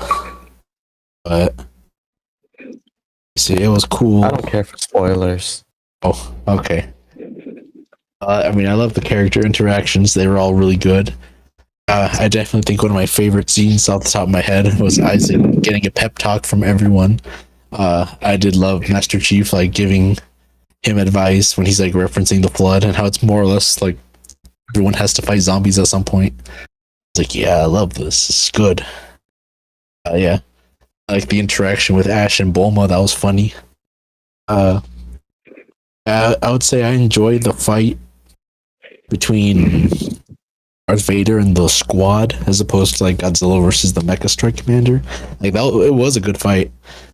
But like, I don't know, when all the characters can talk and like banter with one another, and you have like these cool interactions, I would say the Darth Vader fight wins. Like, is my favorite match. I did like how Godzilla was just like this unstoppable force. Well, yes, yeah, I'd say he's unstoppable. He's just like so above everyone else that he's more of like a. I don't want to say it's like he's just a living obstacle, but he really is just like I think MK11 said, just a force of nature. Like the others can't really compete. So that was cool. All the characters growing and like fighting Darth Vader, going through their own struggles. That was pretty sick. I really liked the scene where like Kylo Ren is like going to the light side while Darth Vader just keeps going further into the dark and whatnot. That was cool. And yeah. Oh yeah. It was good. Good stuff all around. It was really satisfying seeing all the characters that survived go into the portal and make it back home. Essentially.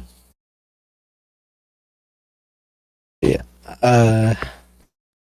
Trying to think. Yeah, I would say Ash and Isaac were probably my favorite characters out of all of them, but they were all really good. I enjoyed it. Yeah. Yeah, I told Bacon and Kaiju X when we were playing Minecraft, like, I'm not familiar with Dead Space, so I thought Isaac was going to be like another super cool, like, tough, like, soldier, like Master Chief, or like a battle-hardened guy like the Terminator or Robocop, but he's not. He's a dude. I'm like, man, I feel for this guy. Mm-hmm. Which is why I really like the pep talk scene. Everyone's like trying to comfort him. Yeah. The teases at the end were really good. and I enjoyed it a lot. This was a really awesome match from GBR, Harley, and Bacon. Oh, Thank you, man. Thank you, everyone. I'm just letting y'all pop off. Yeah. Thank you guys for all the kind words. no problem. No problem. Anytime. I'll read Kaiju Fan Forever's thing. I actually did want to say one more thing. Because this is like somewhat.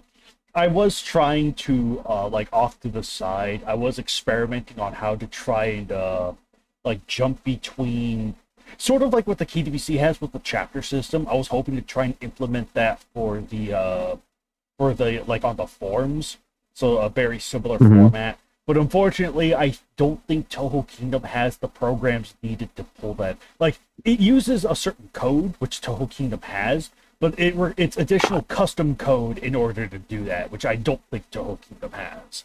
So unfortunately, I couldn't pull it off, which was unfortunate. But it was like, oh well, try. Because I also just wanted to help.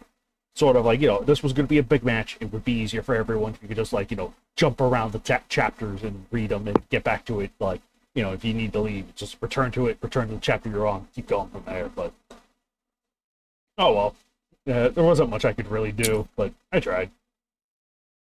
I mean, at least with the chapters, you imagine trying to read that without them. Right. Oh yeah, no, I don't want to imagine how someone have to read that all in one go. Golly. Woo. But Go ahead. yeah, let me I read fake Kaiju laughed Fan to Forever. express my pain having to edit the whole thing, but I was muted. I Dang. mean, I basically read it Now, with a few breaks. okay. The big 100. We finally made it. The crossover more ambiguous than Endgame, and what a behemoth of a match. Excellent work to the writers and banner maker. Really enjoyed how Vader went crazy towards the end and how Godzilla easily snuffed out their beam walk and acted like he touched a hot pocket fresh out of the microwave. Looking forward to the sequel if there is one. Yeah, that there is one. That's what the tease was for. I promise. I promise that's happening. Like GBR. I really enjoyed the aspects of Fortnite, like the loot shark ejecting loot and confetti in the fight between Vader and Godzilla. Vader taunted Ash and Isaac by saying "eat tree." That was really amusing to me, especially considering that this is Vader we're talking about. Part where Big G shoots them the Star Destroyer was base RoboCop dying via decapitation felt weird considering all that remains of Murphy's noggin. Didn't he survive? No, he died. Bro got put in a blender known as Darth Vader. I was told to recreate his human death, so that's what I did. Yeah, it was. I figured that would be cool. Just have his exact death from the movie, but Vader instead. Yep. Oh yeah. But the Terminator assuring Bulma he was okay was comedic considering that the Terminator endoskeleton looks rather nightmarish. Any comments from YouTube? Oh yeah. Well, first, Maguma says, "Holy crap, I'm dumb. From how small it was in the corner, it looked like a fish to me," which was in regards to the meat eater's image. But he also says, "I like how the title of the match wasn't even the main conflict. It was everything surrounding it, including Vader collecting the Dragon Balls, which is a horrifying concept." That's like the only comment, bro. Dang. But yeah. All right. Well, I think for this, GBR said his words. I should definitely go last. So Harley. Harley. My God, I don't respond immediately. Y'all think I'm fucking dead. Anyways, I'm very proud of not just myself, but of Bacon and GVR2.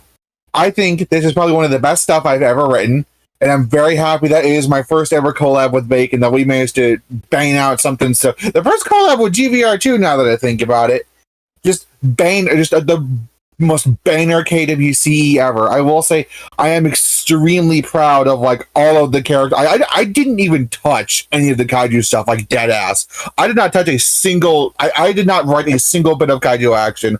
All of my contributions are on the human spectrum of things. I think I did it, and I am very proud of all of it. I think most of the humor mostly comes from me. Not saying that you didn't write funnies, Bacon, but I think I made a more conscious effort to include it. No, Ash going, I'm not staring at her ass, no sir, got me fucking dying rereading the match. Yeah, Ash hitting Bulma, and she's like, I'm married, bozo. Everyone, and Wolverine's like, we all tried. Yeah. And he's like, I'm not staring at her ass on the way up. No, sir. Nope. And the whole Vader saying "eat tree" that was my bit too. Oh, Nice. That's funny. I don't know. I don't know why I included it. I was like, yeah, fuck it, it's funny. But yeah, I am extremely proud of all the storytelling and character work I did for this match.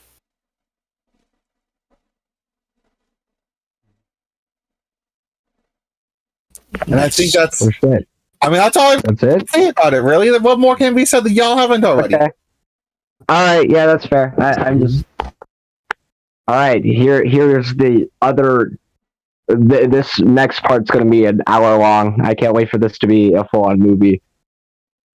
Okay, so from the very start of this, I want to say this spawned from a joke because my IRL friends know that I do this. Like they know, and I've sent them snippets and been like, "Here's progress" and stuff.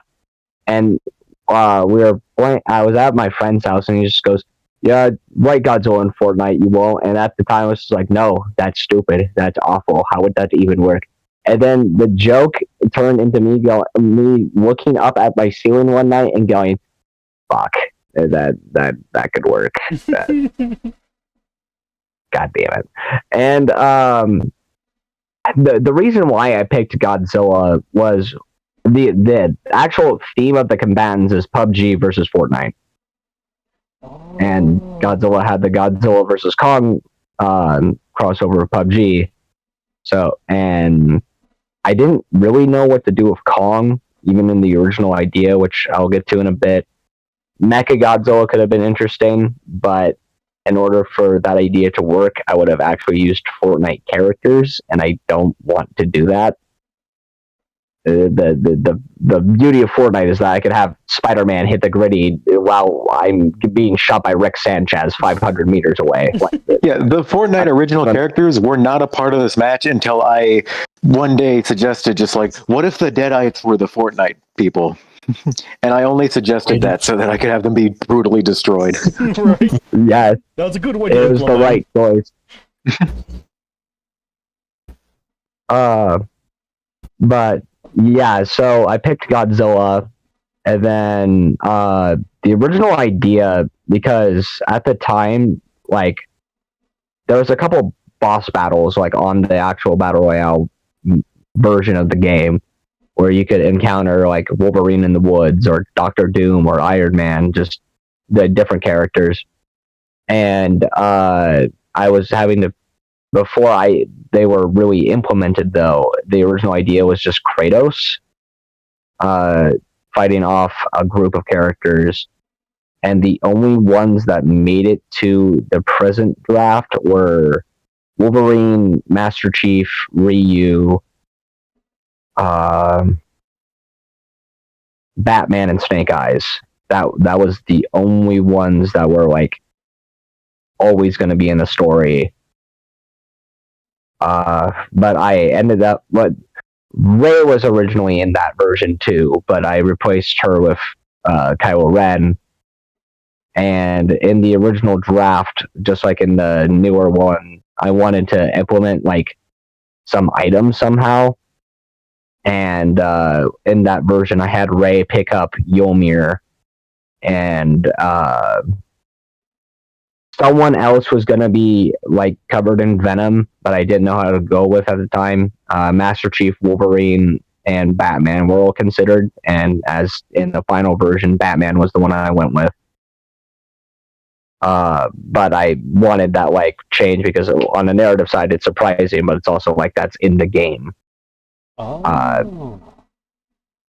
I want like with the shield berries or the war about the loop locations, I wanted to implement as much from the actual game as I could and make it make sense. You should have added John Wick with a chug jug and a purple scar. That John Wick still dies to Vader very easily. That's the sequel, Alex. Oh. What was there was? Damn it! You spawned something in my head and then I forgot about it. Fuck. Okay, but oh no, that's what I remembered. You say that, Alex, but he jokingly was like, when the Attack on Titan stuff got in, he's like, "Oh, you should add Levi," and I went, "Yeah, Levi's gonna be like dead instantly." And I sent him a GIF of like a rock hitting a Pikachu and it breaking. I was like, "That's gonna be Darth Vader throwing Godzilla at him." But let's see, actual production again. When Ash got added to the story, that was like, okay, I need to make him the protagonist. I can't just say no to the guy.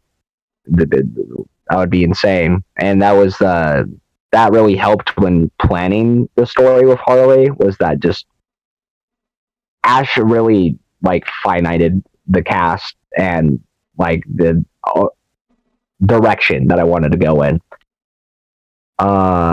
Let's see, as far as other characters that were... Isaac Clarke was a last-minute addition, and that is because he was not in the game until we were writing the start of Chapter 3, I want to say. No, it was like Ash, Ryu, and Wolverine coming back and everyone introducing themselves. We got to that scene, and Isaac got added to the game. Originally, it was supposed to be a Yautja, specifically the one from Mortal Kombat X where he wins. I wanted at the time to have like magic versus the Force. I thought they would be unexpected for like the whole crossover thing to use that specific version, which is funny because I kind of did that idea with Ryu, where it's a version of that character from a crossover.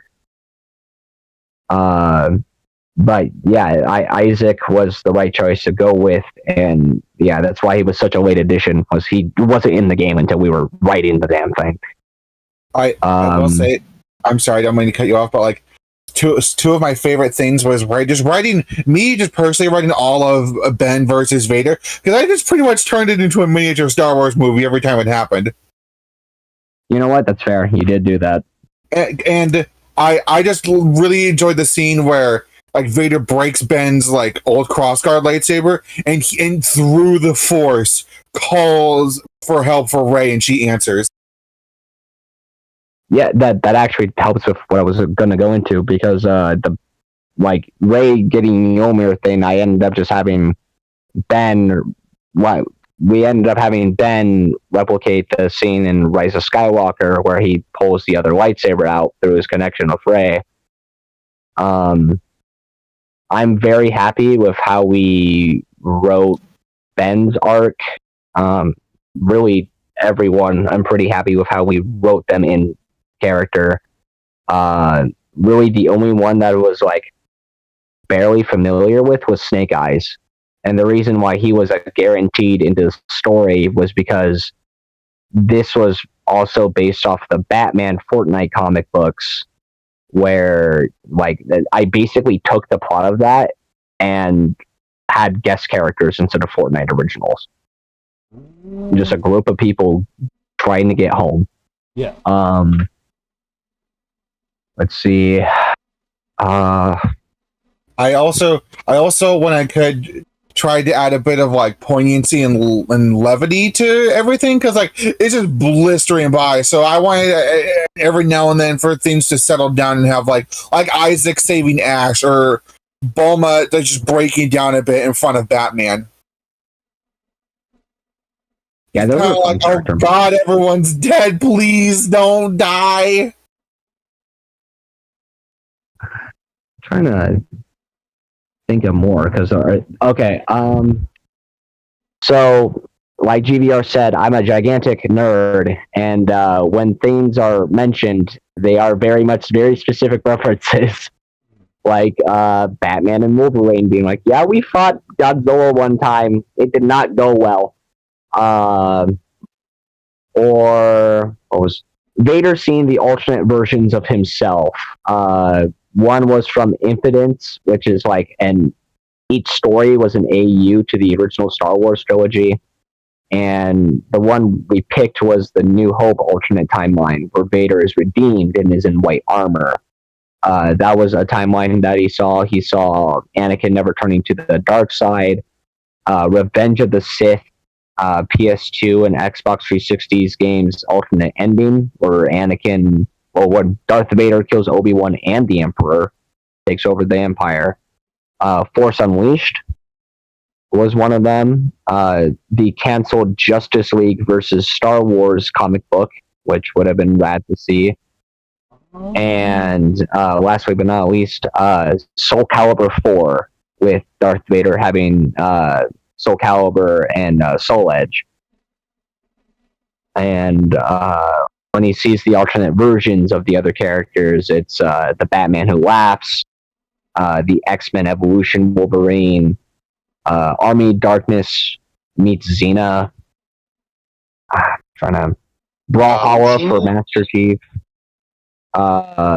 Super Smash Brothers for Ryu, the G.I. Joe movie not the G.I. Joe, the Snake Eyes movie for Snake Eyes, the remake RoboCop, Dragon Ball GT Bulma, and then Godzilla Ultima. So I really wanted to play like the whole multiverse aspect with this. For the endings, I'm trying to think. Trying to remember if there's like anything like specific. Alex, the other contribution you made to this match was Ash becoming the host of Ultraman Powered. That was your idea. Yep, that is my idea. Hell yeah. I love the joke he makes to Ultraman Powered about his timer. Oh yeah, I also wrote Ash's ending. I did write that. You wrote Godzilla's ending as well. Yes. I wrote who did I write other than Logan's? I forgot. Bulma. I don't know that much. I kind of wrote Batman's, but you mostly did that. You wrote Bulma's ending. I did write Bulma's ending. I was very happy about that. There was so with like being a huge nerd, with like Vader being that powerful there was very specific because I mentioned it in the match, but there's an episode, or I think it's 3 episodes in Star Wars The Clone Wars, where they're on this planet that's brimming with the Force, and I wanted that, but just Vader basically become an anime villain. That's basically what we turned him into, but within more accuracy. That's also why like Godzilla could connect to the burning power, because it's like a different finite energy that is making him this way. Or Ryu not being able to use ki at all until the Power Ranger transformation was because of that. Like in the game's war, that's why you could just have Goku run around and not instantly murder people, is because in war it holds back your power level. Mm-hmm. So until Ryu accessed the morphing grid, which is basically the Force, is the only time he's able to like do those kind of things. Yeah. I also made a point of reiterating a bit of Power Rangers lore, where they only morph when it's like they think it's absolutely necessary. Like they never abuse the power no matter what. And I thought that was a nice touch to include, where Ryu wants to adhere to those methods, even though he's not like really a rain, even though he's like not really like totally like sworn to being a ranger, you know? Yeah. Yeah, it just fits with the character and the lore. That was another multiverse thing that we mentioned was Batman encountering the Rangers. Because there was a Justice League crossover and they beat Batman's ass. Yeah, I wrote the scene where Batman's like, "Oh, these guys." All right. Yeah, And I remember, I think I did the same when Wolverine was talking about Godzilla, where he mentions like, "Well, if it's anything about the guy we fought, we're fucked. So we better just keep going." Yeah. I think very insanely proud when he was like, "Yeah, you can transform into the Crimson Hawk Ranger." I'm like, "Oh, let's go, baby! I'm gonna type the most fire shit you've ever seen." Oh yeah, you brought up the transformation. Ryu's speech is basically the dub versions of Goku's speech to Frieza. The like light in the darkness. Yep. Yeah, I speech caught that he has. that. I figured that would be an easy one for people to catch, but yeah. I guess because like some people talked about it, but not everyone. How do you guys feel about that after credits? The Xenomorph. Oh right, because I wrote that. I wrote the last bit basically. Yep. It was pretty cool. Yeah, no, it was kind of neat to see other characters, other properties, basically being like they didn't stop the problem; they just merely escaped it, and now others are sort of are being trapped in this situation. So it's gonna be interesting to see how they try to stop it. Maybe if they can, it's kind of interesting. I'm also very happy all of you enjoyed Deadites versus Ash because I pretty much handled like Bacon chimed in here, but I think I handled like the bulk of it, right? You handled most of the horror stuff. So I'm very, very proud of myself for handling all the horror stuff. I think I did a really good job with all that. You did, absolutely. Because that was that was easily like some of the best top tier elements in the match, like as a whole. I don't want to downplay anyone else's efforts. It was still like a really engaging read, but the horror elements just kind of stick out as the most memorable thing in the match. So it's like, pat yourself on the hack. Because I remember just writing like they're running for their lives, and he goes past the Delta, and Ash is like, wait, what? Right. I also went out of my way to find the original incantation from Evil Dead 1. Nice.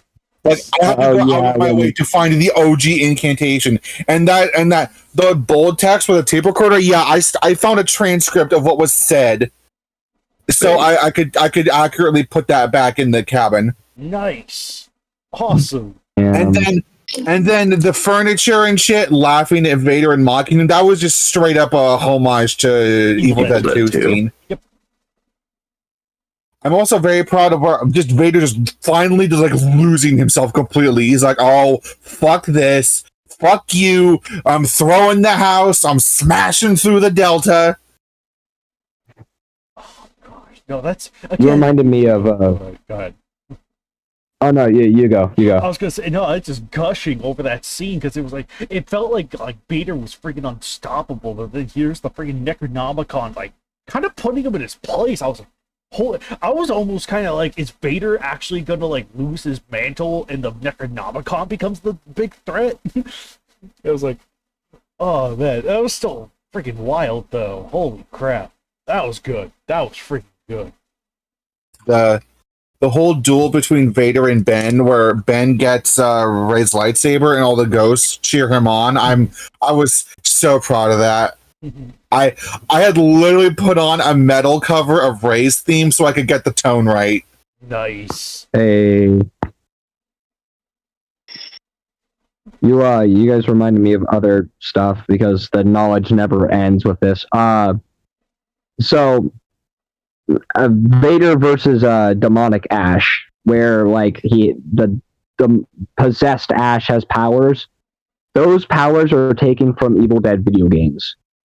Oh no summoning meteors, the Sith lightning, the growing overall strength upgrade. Those are things from Evil Dead video games.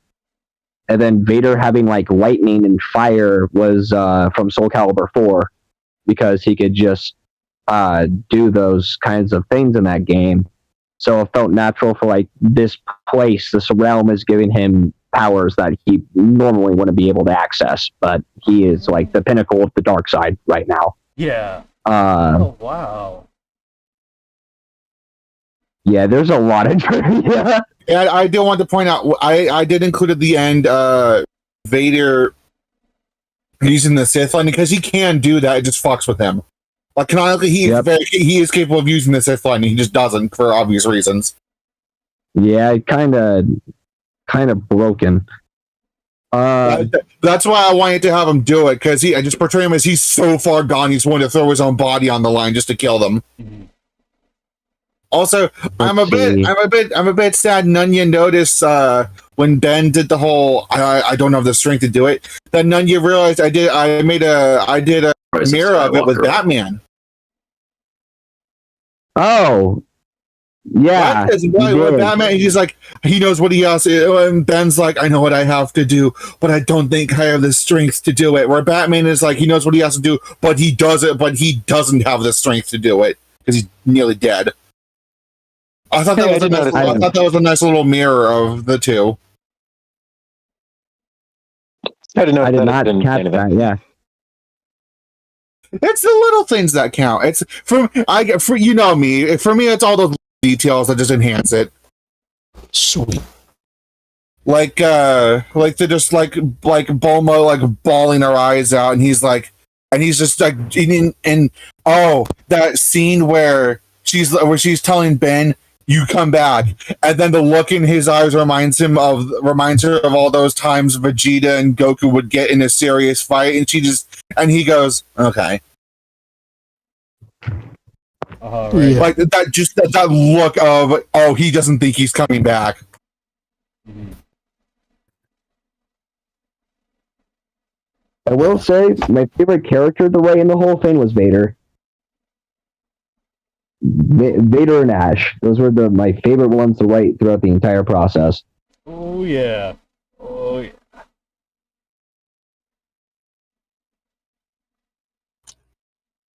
Ditto. Your banner is fire. Yes. Oh, thank you. Forgot. Yeah, no, the banner is like super on point. It's nice poster-esque look. So it's like it's simple without it being bland, if that makes sense. Because it's like everything's got a nice fill, and then you get just enough of the environment outside of the characters that just makes it work really well. So, and then you got Vader on top, and then Godzilla fighting the Mecha Strike Commander, and then you get some of the protagonists up front, which was awesome. Oh yeah. Yeah.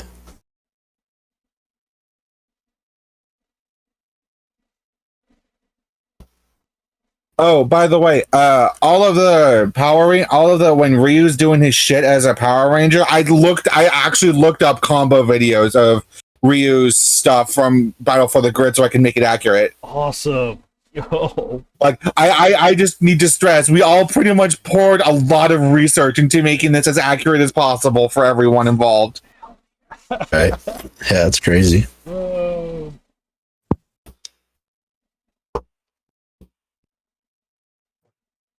Yeah, I'm excited to when we get to the sequel, whenever that is. Oh, brother. Not for a while. Oh no. Yeah, not for a while. Now it will happen. I'm kidding. But Kaiju X perish. I'm seizing direct control of the KWC. Your first order should be to add another Godzilla that you don't even want. We're adding -1 Godzilla now. But his movie's not even out. We're adding him. Stop. We got Banner resources. Jeez. But I want it now. I freaking give.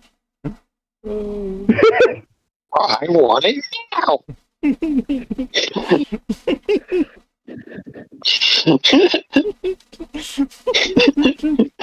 Peter, Family Guy. Peter is one of the most complex characters ever. Oh yeah. We're very glad for all the kind words regarding this match. Thank you very much for them. You guys deserve it. You guys deserve it. Yeah.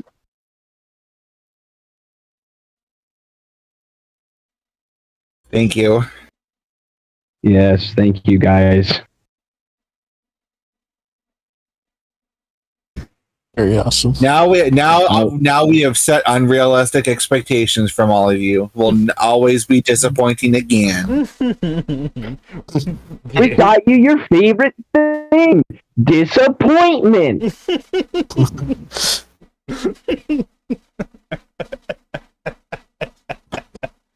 Oh my gosh. Oh, holy crap. But yeah, no. Oof. I mean, like, is there anything else from anyone? Any last second thoughts from anyone right now? Oh, I guess the only thing that I will confirm, just because it's already, like, it's in the after credits, the Predator I was talking about earlier. You're like, no, I want to be done. No, I just go. We've been in here for a while. No, the Predator I was talking about earlier, the Mortal Kombat X variation, that's the same one that's in the after credits. Okay. I will just straight up say that now. Let's go. And then the Xenomorph Queen is the only combatant that I will confirm, just because I mean it's there. Yeah. The only combatant. Okay. Oh my God damn it! That's all I had to say. Alright. Nice. Oh man. But yeah, no, I think, holy crap. I think holy shit. All because we shit posted for an hour, but I think we're looking at the longest KWCC, I think. You what? Freaking 3 hours 41 minutes. This is fun. Yeah, either if it's not the longest one, it's up there. It is absolutely up there. Oh my gosh. I can't wait for Discord feature because they don't like it or something. Wait. Hold on. What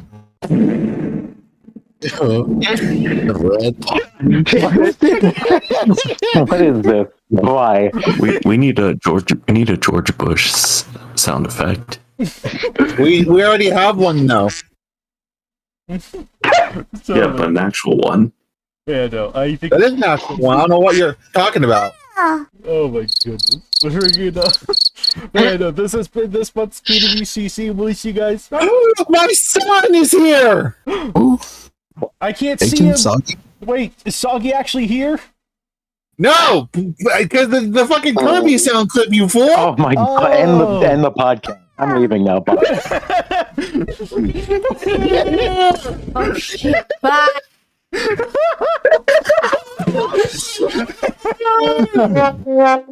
Goodbye, all you people. Go to the places you have. Get the fuck out! Oh my god! Jimmy, I was like, I hate you, motherfuckers. I hate you. Handle the Discord style. Anyway, this is incredible. This has been this month's KWCC. Bye, fucker. Like quickly scrolling through the entire playlist. This is the longest one. Oh, I want to take a nap. oh, okay. Yeah, I'm gonna stop. Okay, see you guys later. See you the next KWCC whenever we have it. We'll never. We're never gonna be allowed to use this again. And GBS is gonna ban us if he fucking hears this again. Jennifer's gonna start executing people. Well, he has to learn how to drive. GBS is gonna be like, Harley, you die first. I'm gonna be like, Yeah, but GBR needs to learn how to drive a car first. True. Damn. Okay. He's gonna take a taxi. Okay. Stop the But recording. GBR needs a job first. 3, 2, 1. Dude. I was gonna do the same thing, you motherfucker. Fields, motherfucker.